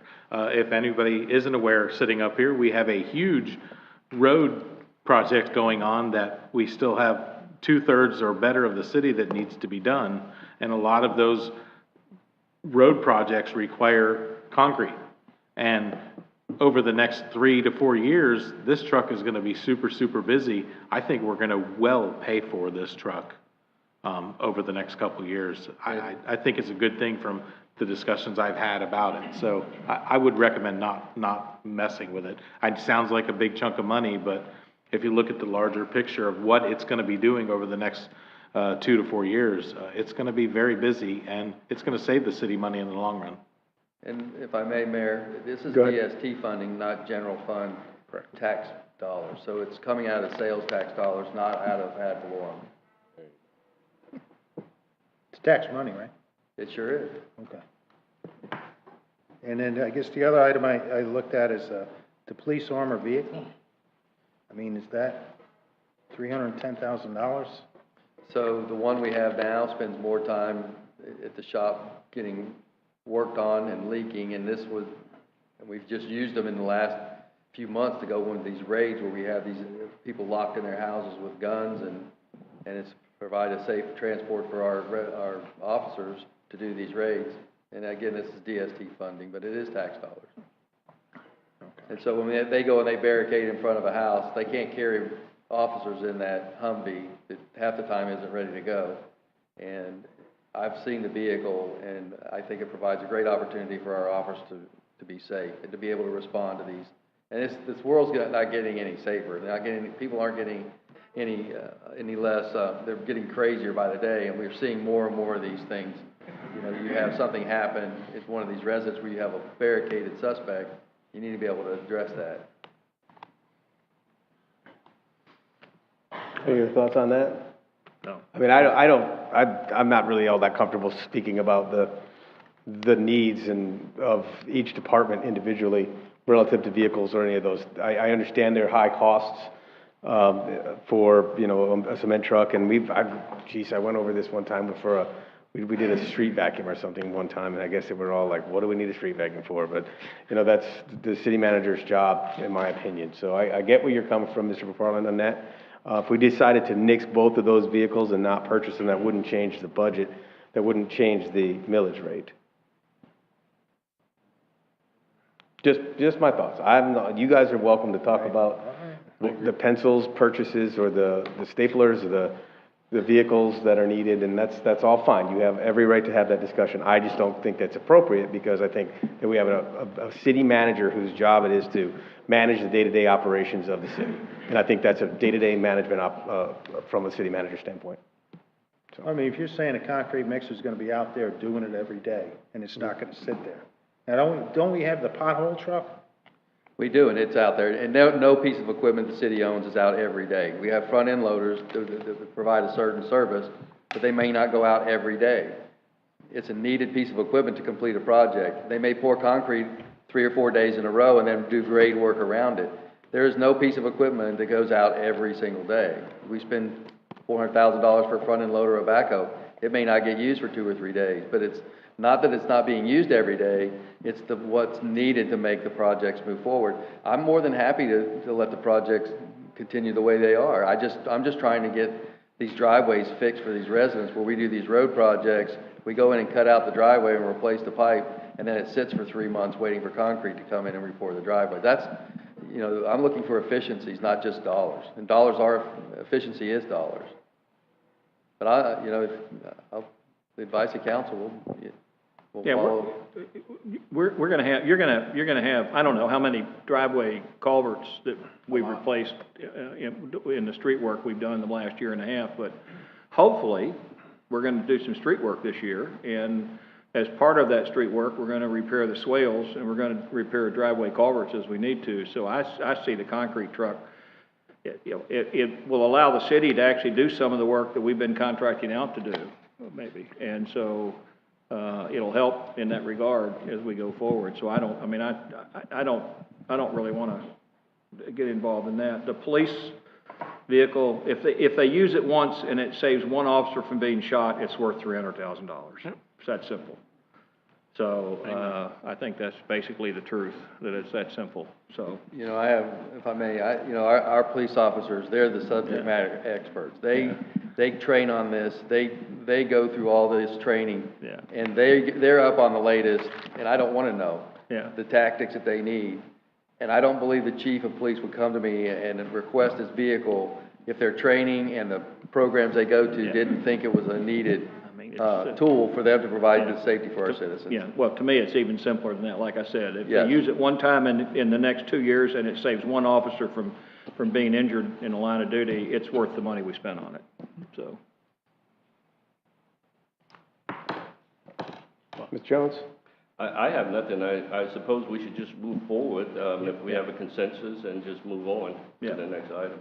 I want to say thank you again, Mr. Kilgore, for a very, very intuitive, complete presentation that lets us know what's going on. And I was told that your retirement was delayed for about 10 years, so sorry. But we'll take good care of you, so. Just 1 year. Do I get a wheelchair? Thank you. Thank you. Thank you, Ken. Scooter when he gets done. You have one item to scratch. All right, thank you guys for that. That takes us on a new business item 12A, a first reading of ordinance number O-22-01, proposing an amendment to the Code of Ordinances, Chapter 34, Cemeteries. Mr. Anand. Thank you, Mr. Mayor. This is an ordinance of the City of Sebastian, Florida, pertaining to the City of Sebastian's Code of Ordinance, Chapter 34, Cemeteries, amending Section 34-11, the establishment and interment fees, amending Section 34-23, establishing interment timeframes, amending Section 34-26, amending the procedures for rules of violations, creating Section 34-59 to ensure markers are relocated after funeral services, creating Section 34-60, prohibiting above-ground vaults, providing for severability, providing for codification, providing for conflict, providing for scrivener's errors, and providing for an effective date. All right, thank you, sir. Mr. Carlisle. Yeah, Mr. Mayor, members of council, our new sexton did a lot of research on this and went and researched rates and rules for cemeteries throughout most of Florida. And some of the challenges we've had are, one, the separate billing for just any and everything. You buy the rights to use the plot, then you have to pay this fee and that fee. So what we're consolidating all that is into one fee. The fact that, I didn't feel was appropriate that a family member should have to leave on Christmas dinner for an interment or on Thanksgiving Day. So we wanted to make those 2 days that there would not be any funerals. What a somber moment to have to leave your family on Christmas to go open up a vault or a grave. So those are some of the changes. The fee changes are going to be coming under a resolution under the second one. We know that our rates are about half of what the normal rates are, the average rates are around, so that's something we're going to ask you to look at. And some of the fees, again, as I mentioned. And then we're providing one rate for both residential and non-residential. Some of the things we find is we'll get, Fellsmare's full. I don't think Vero has much room left, if any. And so we're getting a lot of people from this, we believe, coming from outside and using it and buying it and let someone intern it. I know the clerk's office has made some great strides in trying to thwart that. But in any case, this ordinance it revises the rules. It changes it will be changing the fee structure and some of the other burial dates that will no longer be allowed, Thanksgiving and Christmas Day. Okay, any questions of staff? And this puts this directly under Brian, under Leisure Services? Well, that's where I put this is under Leisure Services, but this ordinance doesn't require it to be under Leisure Services. This just sets the rules. Okay, yeah. Brian's gonna take. What's that? Brian's gonna take. Council, what's your pleasure? Move approval ordinance number O-22-01. Second. All right, thank you. Does anyone from the public wish to speak on ordinance O22-01? All right, seeing none, any further questions of council? Thank you. Roll call, please. Councilmember McPartlin? Yes. Councilmember Nunn? Yes. Mayor Hill? Yes. Vice Mayor Jones? Yes. And Councilmember Dodd? Yes. Motion carries. Thank you. All right, item B, first reading of ordinance number O-22-14, a petition for voluntary annexation, man cave self-storage at Sebastian. Mr. Anand. Yes, Mr. Mayor, this is an ordinance of the city of Sebastian, Florida, providing for the voluntary annexation for land consisting of 4.56 acres, more or less, located south and east of vacant property west of Old Dixie Highway and FEC right-of-way, and north of multiple family residential development, providing for the extension of the corporate limits and boundaries thereof, providing for proposed land use and zoning classification, providing for scrivener's error, providing for conflict and severability, and providing for an effective date. All right, thank you. Mr. Carlisle?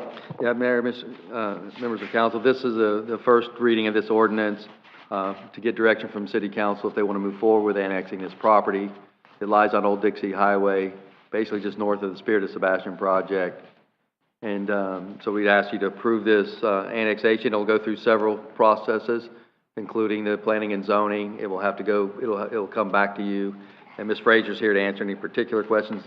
I know one of the questions that was asked was, why is it going on sewer? And staff is going to make them go to, actually hook up to sanitary sewer, not septic tanks. So with that, Ms. Frazier? Yes, I'm here to answer your questions. All right, wonderful. Council, do you have any questions of staff? My question was the septic issue. On the application, it said they will be on septic because there's no sewer available, but that was denied, correct? So this property is annexed, they will be on sewer. Correct. Okay, thank you. Any other questions from staff? I mean, to staff, or what's your pleasure? I had the same question, but Go that ahead. was resolved. No, go ahead. Yeah, on Exhibit 11, it talks about the staff's recommendations for adding sewer to this project. So that was my one concern with the project, and thank you for that. Great. Mr. Dodd?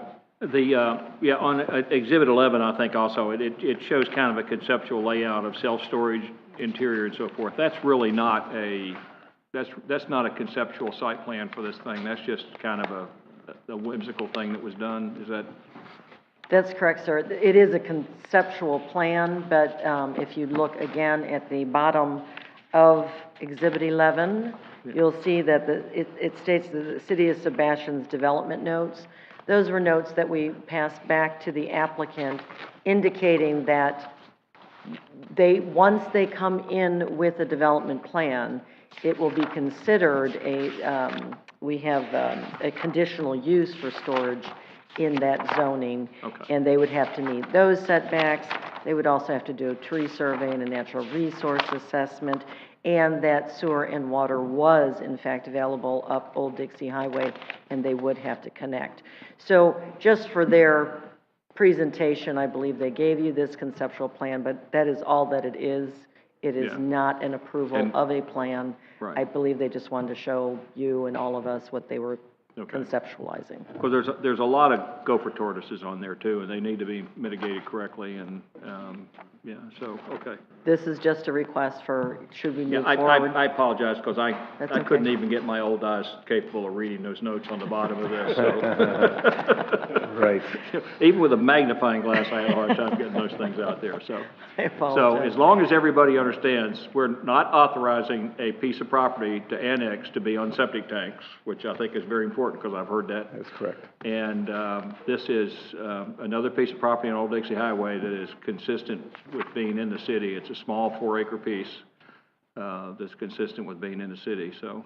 And if I may, it is adjacent to the city, to the north part and to the west part of this particular property. And they are requesting concurrently, for future reference and justification, to look at changing the future land use map and the zoning map to be compatible with those surrounding uses. Okay, Okay, and the county actually is giving them access off Old Dixie Highway for this property. That is correct, okay, sir. Thank you. And just one other thing, so that we don't get ourselves in a situation where we approve this annexation and we have to send code enforcement out there. That property is a mess. That house is a mess.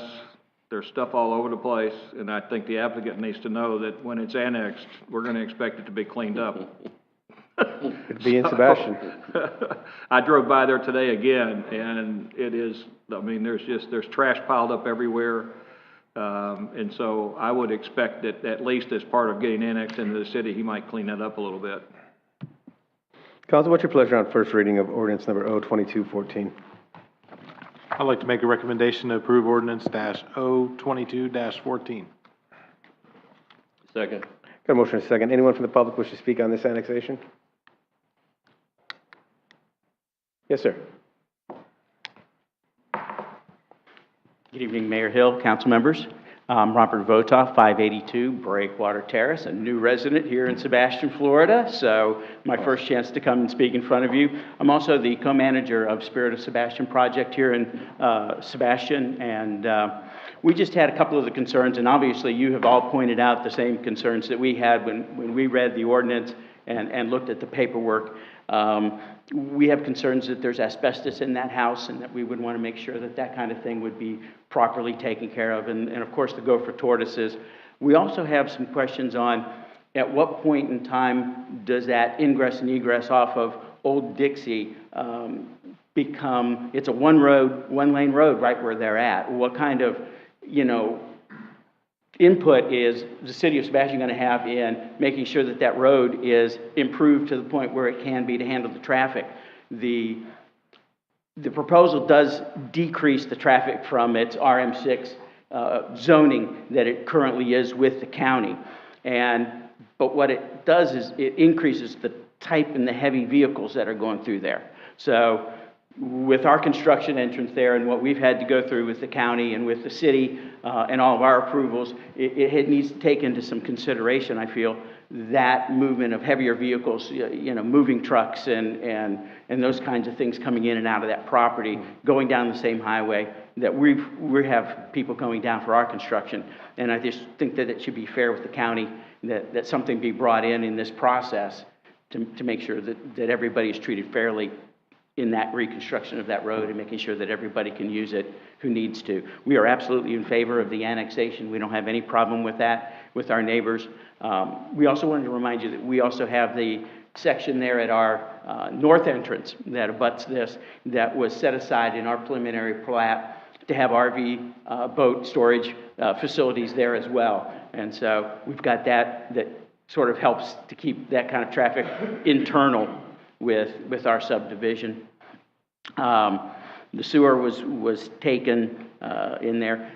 My question here is, does this ordinance provide for the actual rezoning at this time? Mm-hmm. No. Is it my question? Because it does not. Ms. Frazier's shaking her head. No. Well, yeah. It does not, okay. Yeah, when you're done, we'll go ahead and answer any of the questions that you have. Okay. So just go ahead, everything else has been covered by the council that we had, and I want to thank you for the time to come up and address you. Awesome. Thank you very much, Mr. Votel. Anyone else from the public wish to speak on this? All right, seeing none. Could you go ahead and go through that process, Ms. Frazier, the process of the annexation, the land use, the process that will have to go through planning and zoning and all of those wonderful things? With pleasure, Mayor. Thank you. Thank you. If the council does agree to move forward with this annexation tonight, we are prepared to bring to the Planning and Zoning Commission on September 15th the requested future land use map and rezoning. Should, again, the LPA or PZ agree to recommend that change to the City Council, it will come back to the City Council for their final, or actually their first reading of that ordinance, those ordinances, I should say, for land use and zoning, as well as City Council will have to look once again at the public hearing, second reading for the annexation. So we have a process before us. The good news is that it is such a small piece, 4.56 acres, that it does go under the small land use change guidance of the state. And so it is a courtesy that we send that land use change to the DEO, but we do not have to submit it for their review or for the other stakeholders and surrounding stakeholders. So that does shorten the time frame for this particular project. But anything in regard to right-of-way improvements, any type of site development design, that will come under the site planning review after all of the land use and zoning has been changed. Thank you, and all of that's open to the public. Everything that Absolutely. we just discussed those are public meetings with public input. These are pretty cool. I don't know if anyone looked up what these man cave storage units are, but they're pretty cool, and I think there'd be a pretty good need for them. So take a look at them and check them out. I do agree with the neighbors that we need to make sure that once it is in Sebastian, it's realized that that property is in Sebastian, so our codes will certainly cover the maintenance of that property. So, anything else? I hope it's cleaned up, like Mr. Dodd said. Agreed. Yeah, agreed.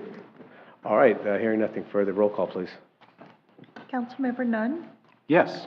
Mayor Hill, Yes. Vice Mayor Jones, Yes. Councilmember Dodd, Yes. and Councilmember McPartlin. Yes. Motion carries. Thank you. Item C, authorize a resolution of the selection of, authorize a revocation of the selection of Aaron's Companies, Inc. as the design-build firm chosen in response to RFQ 22-03. I apologize for mentioning that this was on the consent agenda. It was in fact not. Mr. Anand, is there, no, we don't have a resolution here. Mr. Carlisle. Yeah, Mr. Mayor, this is we had been in negotiations with Aaron's Companies, who were actually the only bidder on building these two hangars, square hangars out at the airport. And we've been in negotiations for some time trying to get this within $720,000 grant in a budget that we have for this building, to the point where, one, we have not been able to get it into budget and trim the project down to a point where we could build the buildings. Even if we funded them, they would not technically be usable. They'll basically be a shell. And so we've ceased negotiations with Richard Aaron's or Aaron's Companies per 287. And so that requires us to ask council to revoke the award of the proposal to Aaron's Company. And we will still have the grant money. We have grant money for 4 hangars, and we will be rebidding this out for 4 hangars. Our new airport director was able to talk to the person from DOT and get that put in. We could run this as one project and bid it out, and probably through the scale of value, building 4 hangars versus 2, we could probably get this in. We're hoping we get it into budget. So we'd ask you to give us permission to revoke the stop negotiations with Aaron's Companies. Great. Council, what's your pleasure on item C? I'd like to make a motion to approve the revocation of the selection of Aaron's as the design-build firm. Second. Motion and a second. Anyone from the public wish to speak on this item? All right, thank you. And that just goes to what we were talking about earlier with the cost of everything just skyrocketing. It's unbelievable. Roll call, please. Mr. Mayor, I'm sorry. I have a question on that. So I understand that we're running into this with multiple things, the golf course, now the hangars, that supply chain has caused things to go up. So when you talk about significantly over budget, what does that look like, number one? And how will this affect the grant from FDOT moving forward, if any effect on those? So there's no effect on the grant moving forward. We've still got plenty of time to construct these per the grant. The costs were well over $100,000 over budget, and just we weren't able to get it into a budget number. But also the project was trimmed down to a point where you were paying $720,000 for something we would have got for $400,000 had this supply chain not happened. So we're seeing some prices in that steel and stuff starting to come down. But we also feel that if we give them if we bid out, and that's not before you tonight to bid that out, but our thought is if you have 4 crews, or you have an erection crew and they can go to 4 buildings and not have to leave and come back, the scale of value and time we think will offset some of those extra costs. That's it. Anyone else? All right, all those in favor signify by saying aye. Aye. Opposed, same sign. Thank you. Item D, resolution number R-22-21, authorize the Florida Department of Transportation Public Transportation Grant Agreement to design the rehabilitation of runway 523. Mr. Carlisle, I'm sorry, Mr. Anand, this one's yours. Thank you, Mr. Mayor. This is a resolution of the City of Sebastian, Indian River County, Florida, authorizing the city manager to execute a public transportation grant agreement with the Florida Department of Transportation for funding the design costs of FM 450930-1-94-01. Quote, design runway 05-23 rehabilitation, end of quote, at the Sebastian Municipal Airport, providing for conflict, providing for severability, providing for scrivener's errors, and providing for an effective date. Thank you. Now, Mr. Carlisle. Yeah, Mayor, members of council, this is a grant for the design of the rehabilitation of that runway. That runway is reaching its end of its useful life, and we've got a grant from the FAA of $197,000 and the state of $10,945 and a local match of $10,945. And I think anytime you can get a 95% grant to do work, I think is an awesome. So Mr. Sabo is picking up where Mr. Baker left off and getting us some additional dollars for a much needed project. And then there'll be dollars coming for the actual rehabilitation grant to reconstruct that runway. All right, council, what's your pleasure on item, resolution R I 2221? move approval of resolution 22-21. Second. Motion second. Anyone from the public wish to speak on this resolution? All right, seeing none, council, questions of staff or any comments? I agree 100%. 95% paid for. Well done. Roll call, please. Vice Mayor Jones? Yes. Councilmember Dodd? Yes. Councilmember McPartland? Yes. Councilmember Nunn? Yes. And Mayor Hill? Yes. Motion carries. Thank you. All right, item 13, 13A. Advise council of, city attorney matters. Mr. Anand, you have something on here for us this evening. Yes, Mr. Mayor, Mr. Vice Mayor, and council. I actually have actually two issues, because I also want to update you on where we are with negotiations or with the elections. The first thing I want to remind you, I've contacted all the council, obviously, with the first issue, which is hiring outside counsel to assist us with Gray's brother. I call it Gray's brother 2, but just assist us with the with anything that might come up, which it has, and also with the annexation agreement. I personally met with the city manager. We met with by phone with his attorney, meaning Mr. Bass's attorney, and Mr. Bass a couple days ago. To let them know what our position was. Last Friday, we met with the expert that we decided to hire. His name is Paul Gugelman. We hired him, and we had about an hour conversation between city manager Lisa and myself, just discussing the map issue and where we're going to go forward. And he gave us the advice. Therefore, the following week, we followed up with a conversation with Gray's brother and his attorney, and we told them what our position was. And as a result of that conversation, we are going to go forward. At least that's what, obviously, voluntary annexation, he wants to proceed. The issue that came out of that is that the attorneys will have now a subsequent meeting on Friday at 12 o'clock, which I advise you that I would update you as soon as that meeting occurs. So that's really all I wanted to say about that. But if you guys want to ask me any questions, I'd be more than willing to answer. If not, I'll move on to the second item. Okay, I'll make a comment. I think it's important that we're bringing in, we're actually bringing in a land use attorney that is, I guess he's a qualified land use attorney to assist us with this. And it is something that we should have done probably the last time. And it's a good move on the part of the city to do this. So we now have an expert that is advising us on the things that we need to do. That's one of the reasons that I personally would like to see us kind of slow this process down a little bit. Give this attorney an opportunity to work with Mr. Bass's attorney and do a draft of the annexation agreement before we move forward with anything else on it. I think it's important that we do that from a public perspective. I'm not talking about mechanics. I know what the state law says we do. We do this, we do this, we do that. We did every one of those things the last time exactly the way we were supposed to do them. I'm talking about from the perspective of open discourse with the public, open discourse with the other agencies or agents that might want to be involved in this. There is no rush on this. We don't have to have the future land use map done in September. We don't have to have the annexation agreement done we don't have to have the annexation finalized in September, October, or November, actually. And I would like to see at least a first draft of the annexation agreement prior to the time we move forward with that stuff. I think it's important that we do that. And it fits very well. I don't know whether you plan on talking about this or not, but in conversations between the city attorney and myself, he's indicated that as part of the process of working with the outside attorney, he's going to ask each of us to provide input as to what we would like to see in the agreement. That's where I come back to the conversation we had earlier at the beginning of the meeting. I'd like to see input from outside interested parties, stakeholders. I'd like to see input from the county commission. Not Phil Masterson standing here and giving us a lecture on growth management, but I'd like to see input from them about issues that they see that they're interested in, points that they see they're interested in. And I will certainly view those things when I'm providing my input to Manny. And I think all of us can do that. And he can also see that. Mr. Carlisle can provide input to him based on what he sees there, if there's anything he sees there.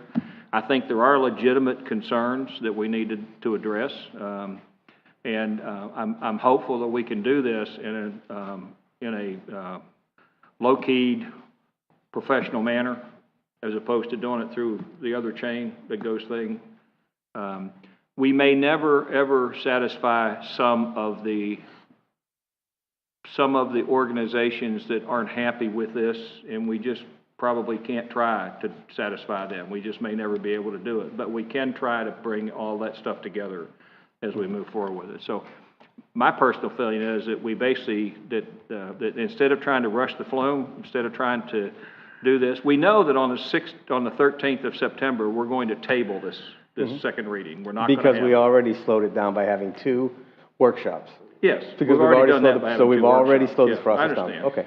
I'm not, you know, Right. I know we're going out of our way to do stuff, and quite frankly, from a, I don't know, I have to use the word political, but from a perspective of actually getting everybody involved in this, we probably need to do that. I really do think we need to do that. We can go by the rule of the book of law, and we can step through this process just exactly like we had many open public meetings on the annexation in 2019. And we saw what happened, okay? There was open public hearings in front of the Planning and Zoning Commission. There was open public hearings in front of the City Council. There people had an opportunity to come in and discuss. We have many of those. What we need to do this time is to try to make sure that we're a little bit more patient in what we're doing, and we try to alleviate the back end of this becoming a problem for the city. And that's, I want to see this annexation go through. I don't want to do anything to stop it from going through. Okay. I don't want to take an opportunity that we might make a mistake today because we're in haste, like the mistake we made the last time that got us caught in court. Okay? And I don't want to take an opportunity that kind of stuff can happen. I want to make sure this happens, and if it's January when we approve it, I want to make sure that we approve it in January, satisfying ourselves that we've done everything we can to make the citizens of Sebastian, as well as the other stakeholders, as part of the process as we can do that. I've said this before. This is not an issue between City of Sebastian and any River County. This is an issue between us and Mr. Bass and a voluntary annexation. It is, however, important from the perspective of this council, I think, that we do this a little slower, a little bit more open, in an effort to make sure that we are covering all of the bases we need to cover as we move forward. All right, well, I would just say, Mr. Dodd, that I agree with you that we should do this open, and I agree that we should do this and that we should invite everyone in, and that we should listen to all of their concerns, and we should make the decision that's best for Sebastian, and that we should annex this property. And all of those things can be done by simply moving forward with the statutory requirements, as this council nodded to the city manager to go forward with at the last meeting. This is not new. This is almost 4 years in the making. And so any of the blather that we heard at the end of the last annexation is simply that. It's blather. And it will be heard again, regardless of if we do it in November or December or January, or hell, we could delay this thing another couple of years. But the fact of the matter is, we can't be more transparent. To say that we can be more transparent is to say that we're not being transparent. And I quite frankly believe that we have been completely and utterly transparent through this entire process.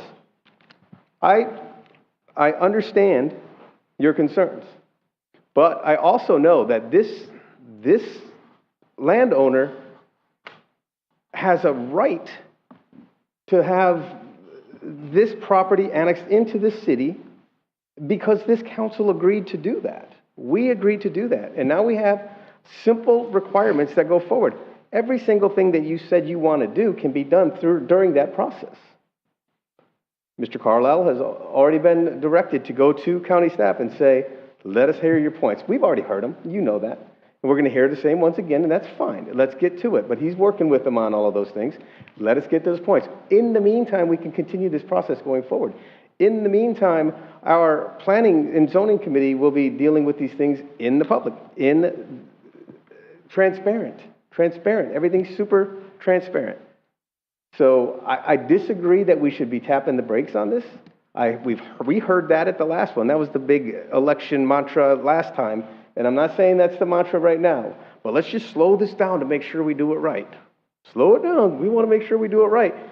Let's get everyone up in arms and come in and storm City Hall on the last one and start throwing lies around and telling everyone that, we're going to be adding septic tanks in 50,000 houses to the city of Sebastian through an annexation. All of it's going to happen. All of those lies are going to happen. And I'm not afraid of that. Now, I'm not running for election, but I would do the same thing were I, because it's right for Sebastian. Every single thing we receive from every one of these organizations and all of the information that's disseminated from this city, of all of that stuff, nothing's going to change the fact that we want this property in the city. And that's all we're talking about. We're talking about annexing this property into the city. The land use stuff comes later. Now, I understand that the county has requested that we let them know via our code of ordinances and what can go on that property, how we think this property is going to develop so that they can plan for infrastructure. And I think that's important.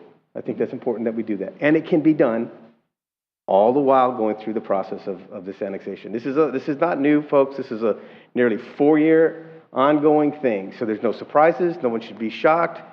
Everything's above board and everything's fully transparent. So I understand your concerns, Mr. Dodd. I absolutely don't want to, and I don't believe this will be done before I'm gone, and I don't care.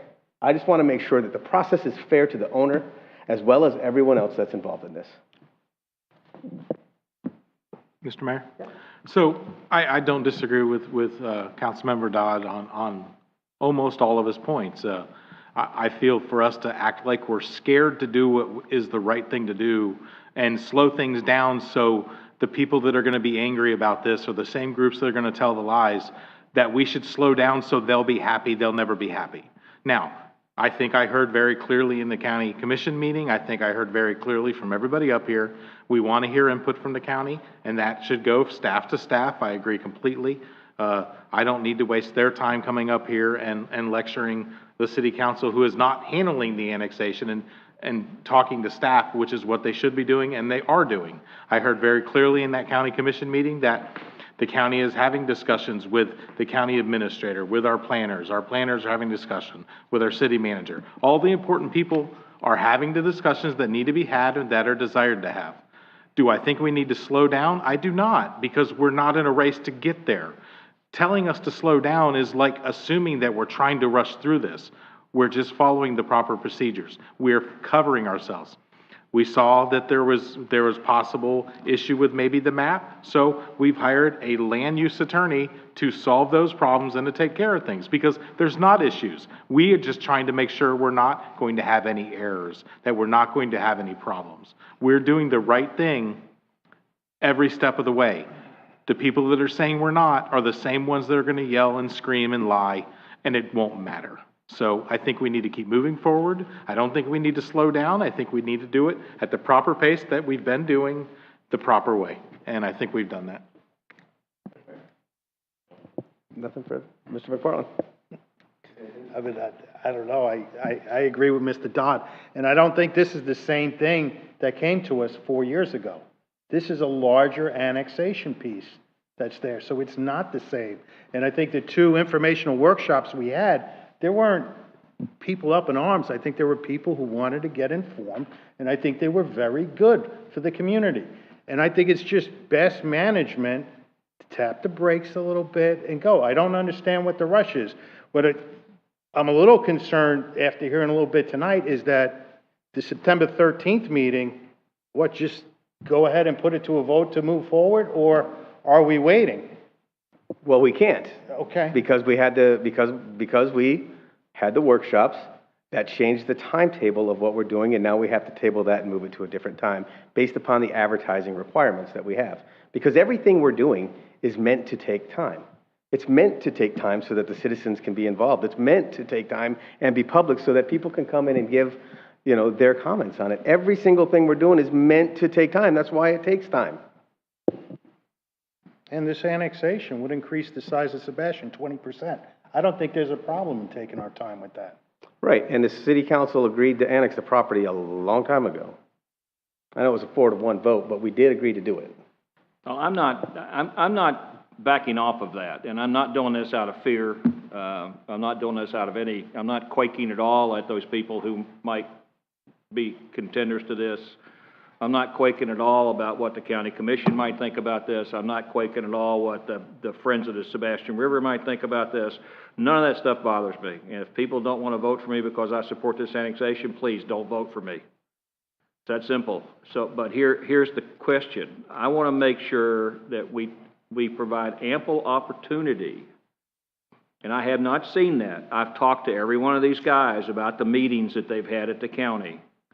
I've not seen that yet in paper. I haven't seen anything that says, I listened to the county commission meeting.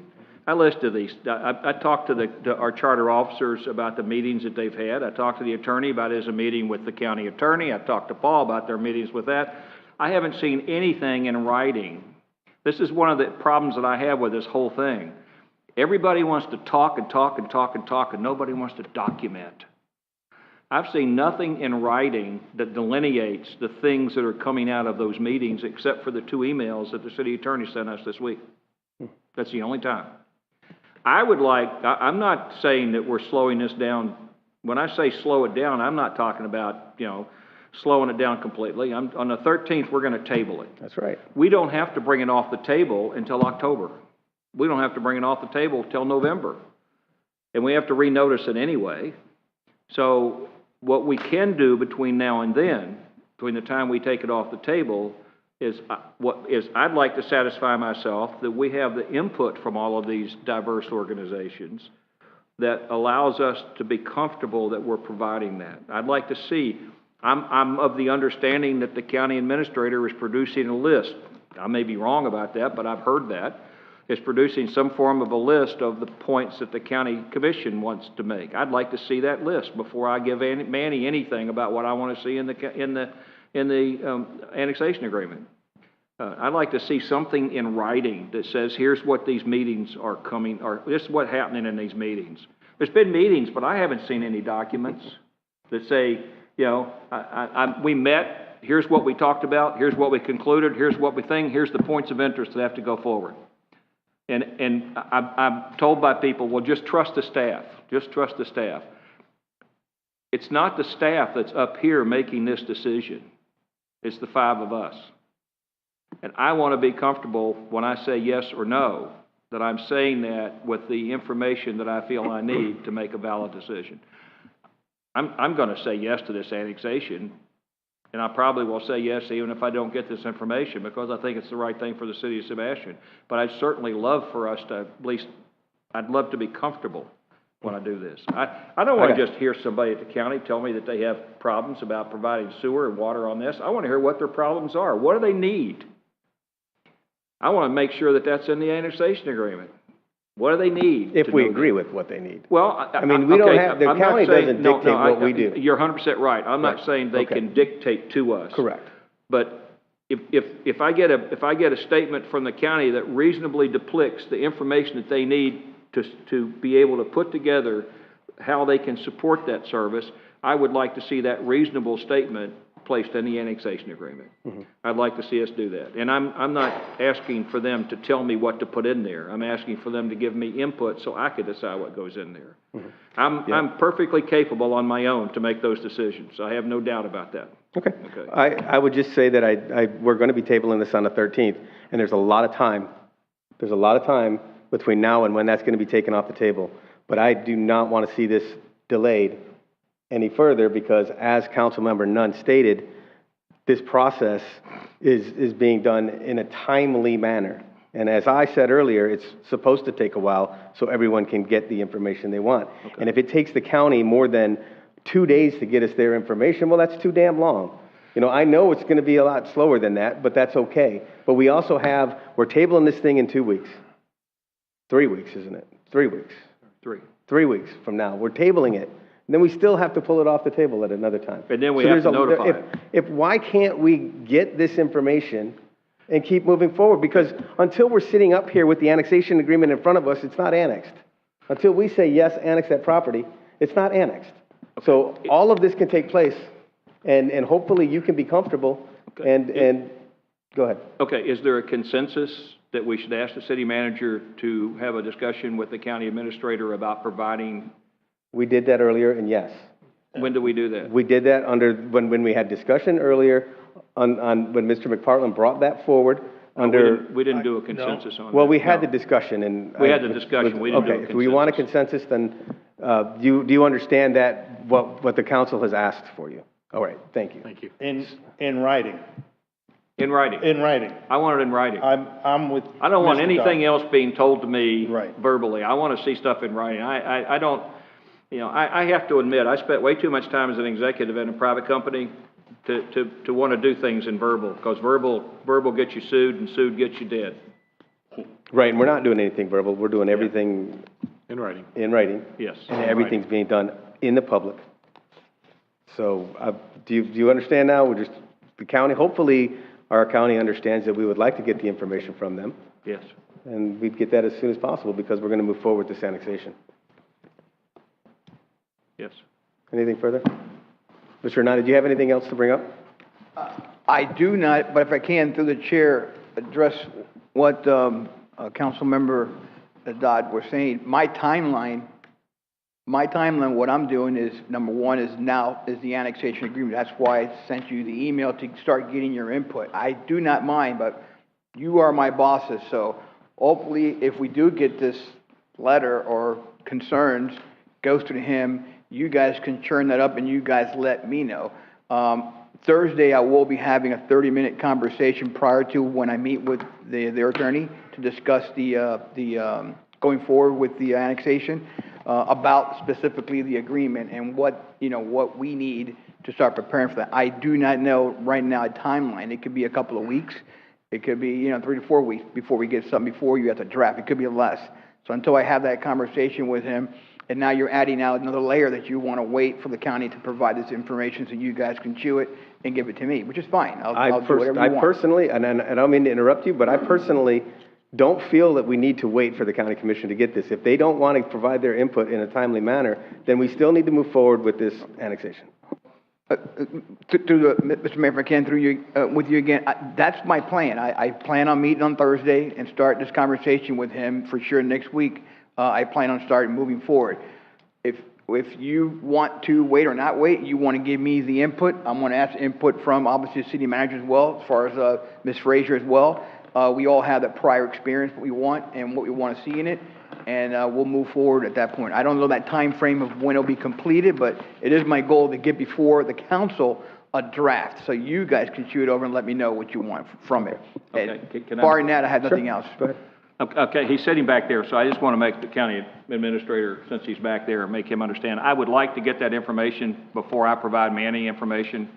So the quicker you provide it, the better chance it is that I can use that information in putting my stuff together. I don't want to have 2 days after he decides to cut off, then get something from you guys.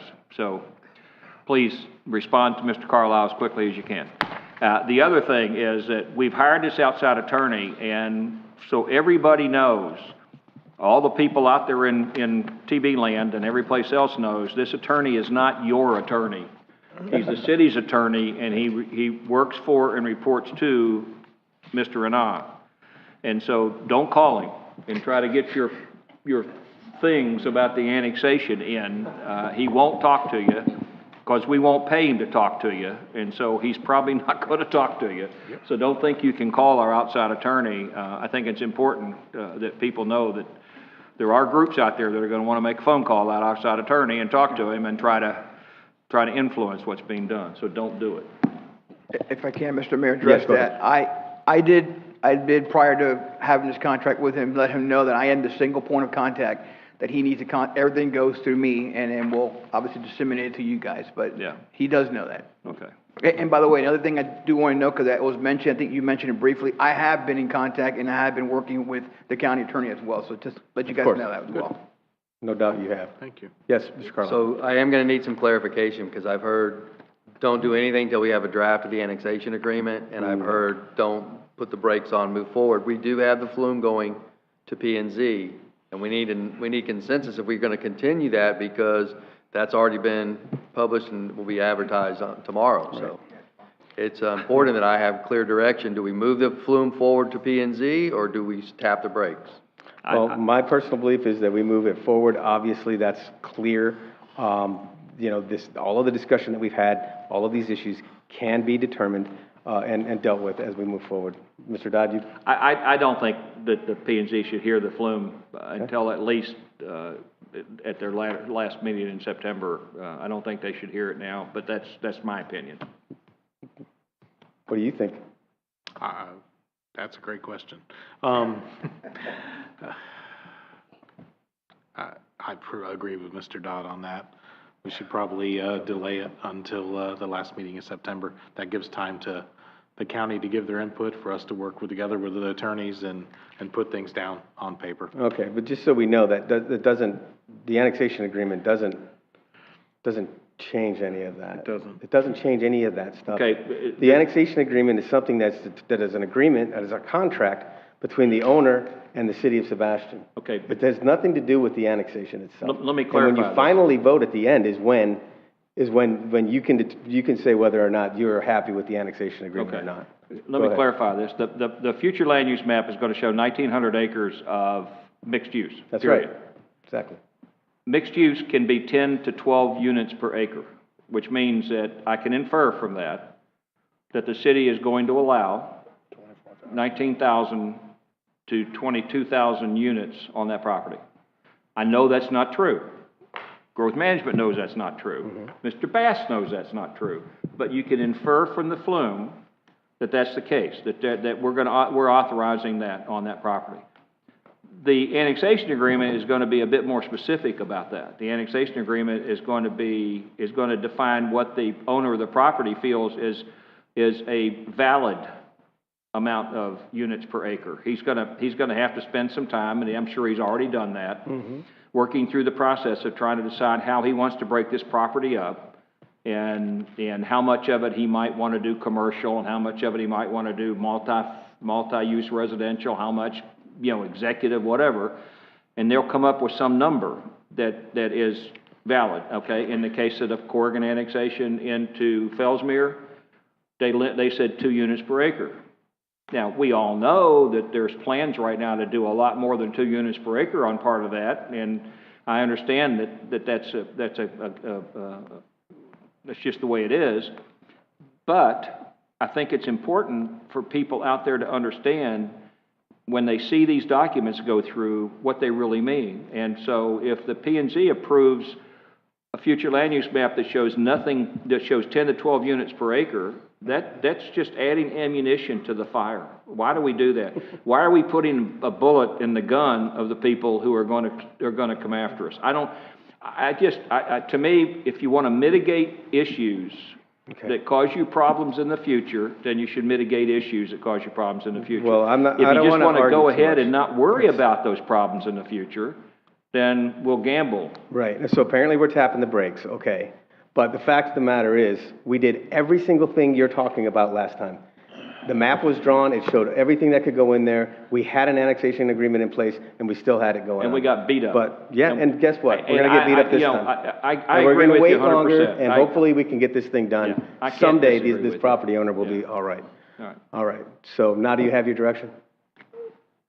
So I've heard from 3 of you, I didn't hear from the other 2 about what, I need to, Well, I think you can infer. that we're gonna you're not gonna do. advertise that, and we're gonna move, Yeah, we're gonna move the hold off until we advertisement. move forward. All right, very good. Anything else, Mr. Anand? Yes, Mr. Mayor, if I can, the last issue I want to address is, because I know it's a concern to all of us, is the negotiations and where I'm at with the unions. I can tell you that we've already had one election, which was the police department. That election was held on August 16 and 17, at which they unanimously selected IUPA to be their next bargaining agent. So I assume they will be, at least for the police department, will be at the table at the end of the month negotiating with us. The other 2 are taking a little bit more time, but as of August 9th, for the general employees, I did receive the hearing officer's final recommended order to go forward, and what that pretty much means is a couple of days that they can file exceptions, and then if there is no exceptions, then the recommendation will be go for an election on that one as well. And just the other day, on August 23rd, I got a similar hearing officer's final recommended order on the supervisors to ready to go forward. So pretty much when it comes to the general employees, union / supervisors, we should be moving within the next couple of weeks forward to an election. So hopefully next time I report to you, I'll have election dates, and that's it.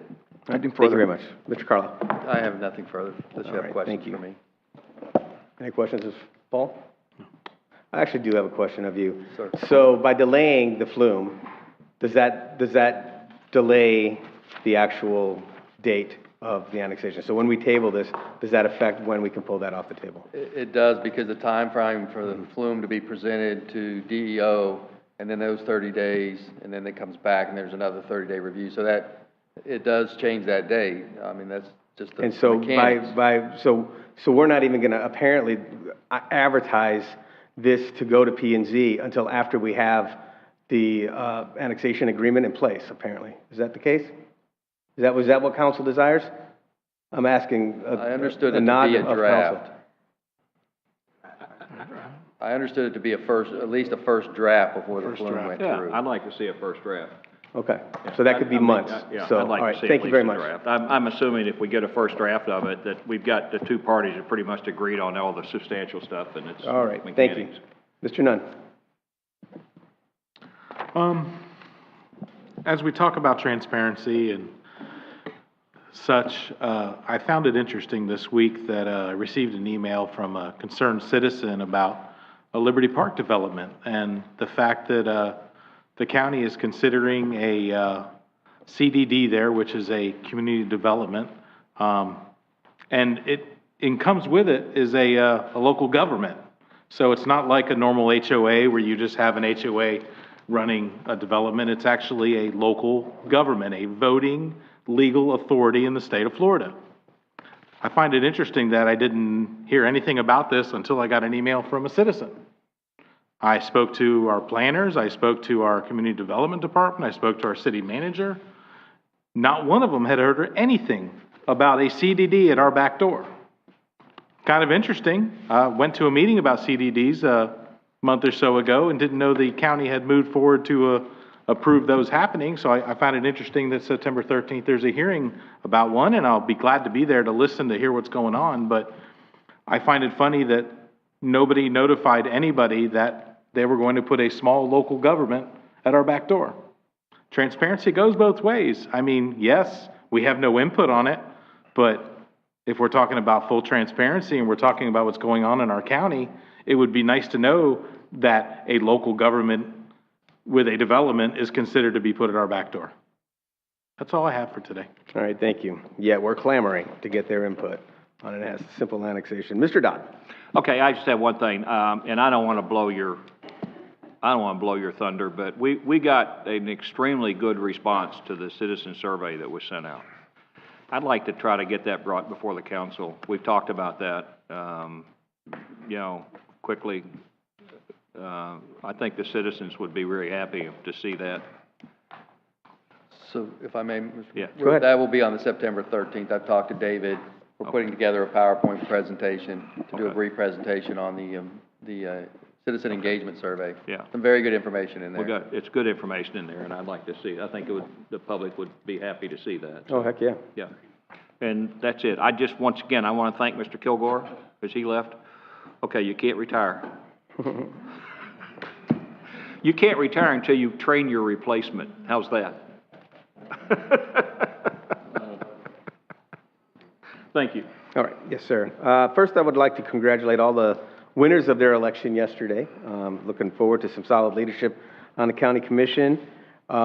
And thank those who ran that didn't win for running, because, you know, it's a difficult task to run, and then certainly it's humbling to not win those campaigns. So to everyone who puts their name in the hat, you know, it's a big deal, and so I very much appreciate all of you. Also, when we were at the League of Cities meeting a couple of weeks ago, maybe last week, whatever, I don't even remember, but all I could see was Ed Dodd's face everywhere. It was basically plastered all over the convention center, because Ed Dodd has been awarded the Hometown Hero Award from the Florida League of Cities. That award goes to, Yep.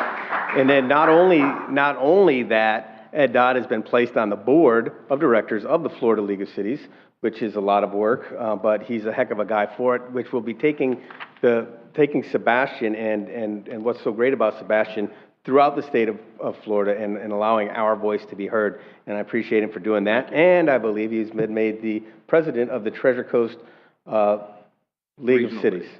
So congratulations on all of those things, and it's all well deserved. Vice Mayor. Nothing further from me, sir. Councilmember McPartlin. Sure, a couple things. Well, Ed, if they gave you the hometown hero, I hope they gave you, like the senator, gave you one of those WWE championship belts. That looked pretty impressive. Yeah. I guess the number one, do we have this up on the Channel 25? This is the Florida Department of Transportation. They're having 2 public meetings. One is virtual next week, and the other's in person at the library, talking about the expansion of 510 all the way up to 512. It's going to be a 3-year project, $14 million.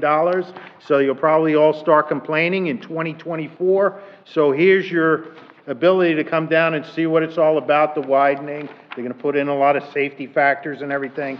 And then the last, I guess, to end on a good note, is about citizens helping citizens. We can never hear enough about that. I had a lady reached out to me about a 91-year-old Air Force veteran, lives here in Sebastian, and she had gotten a water bill of like $250.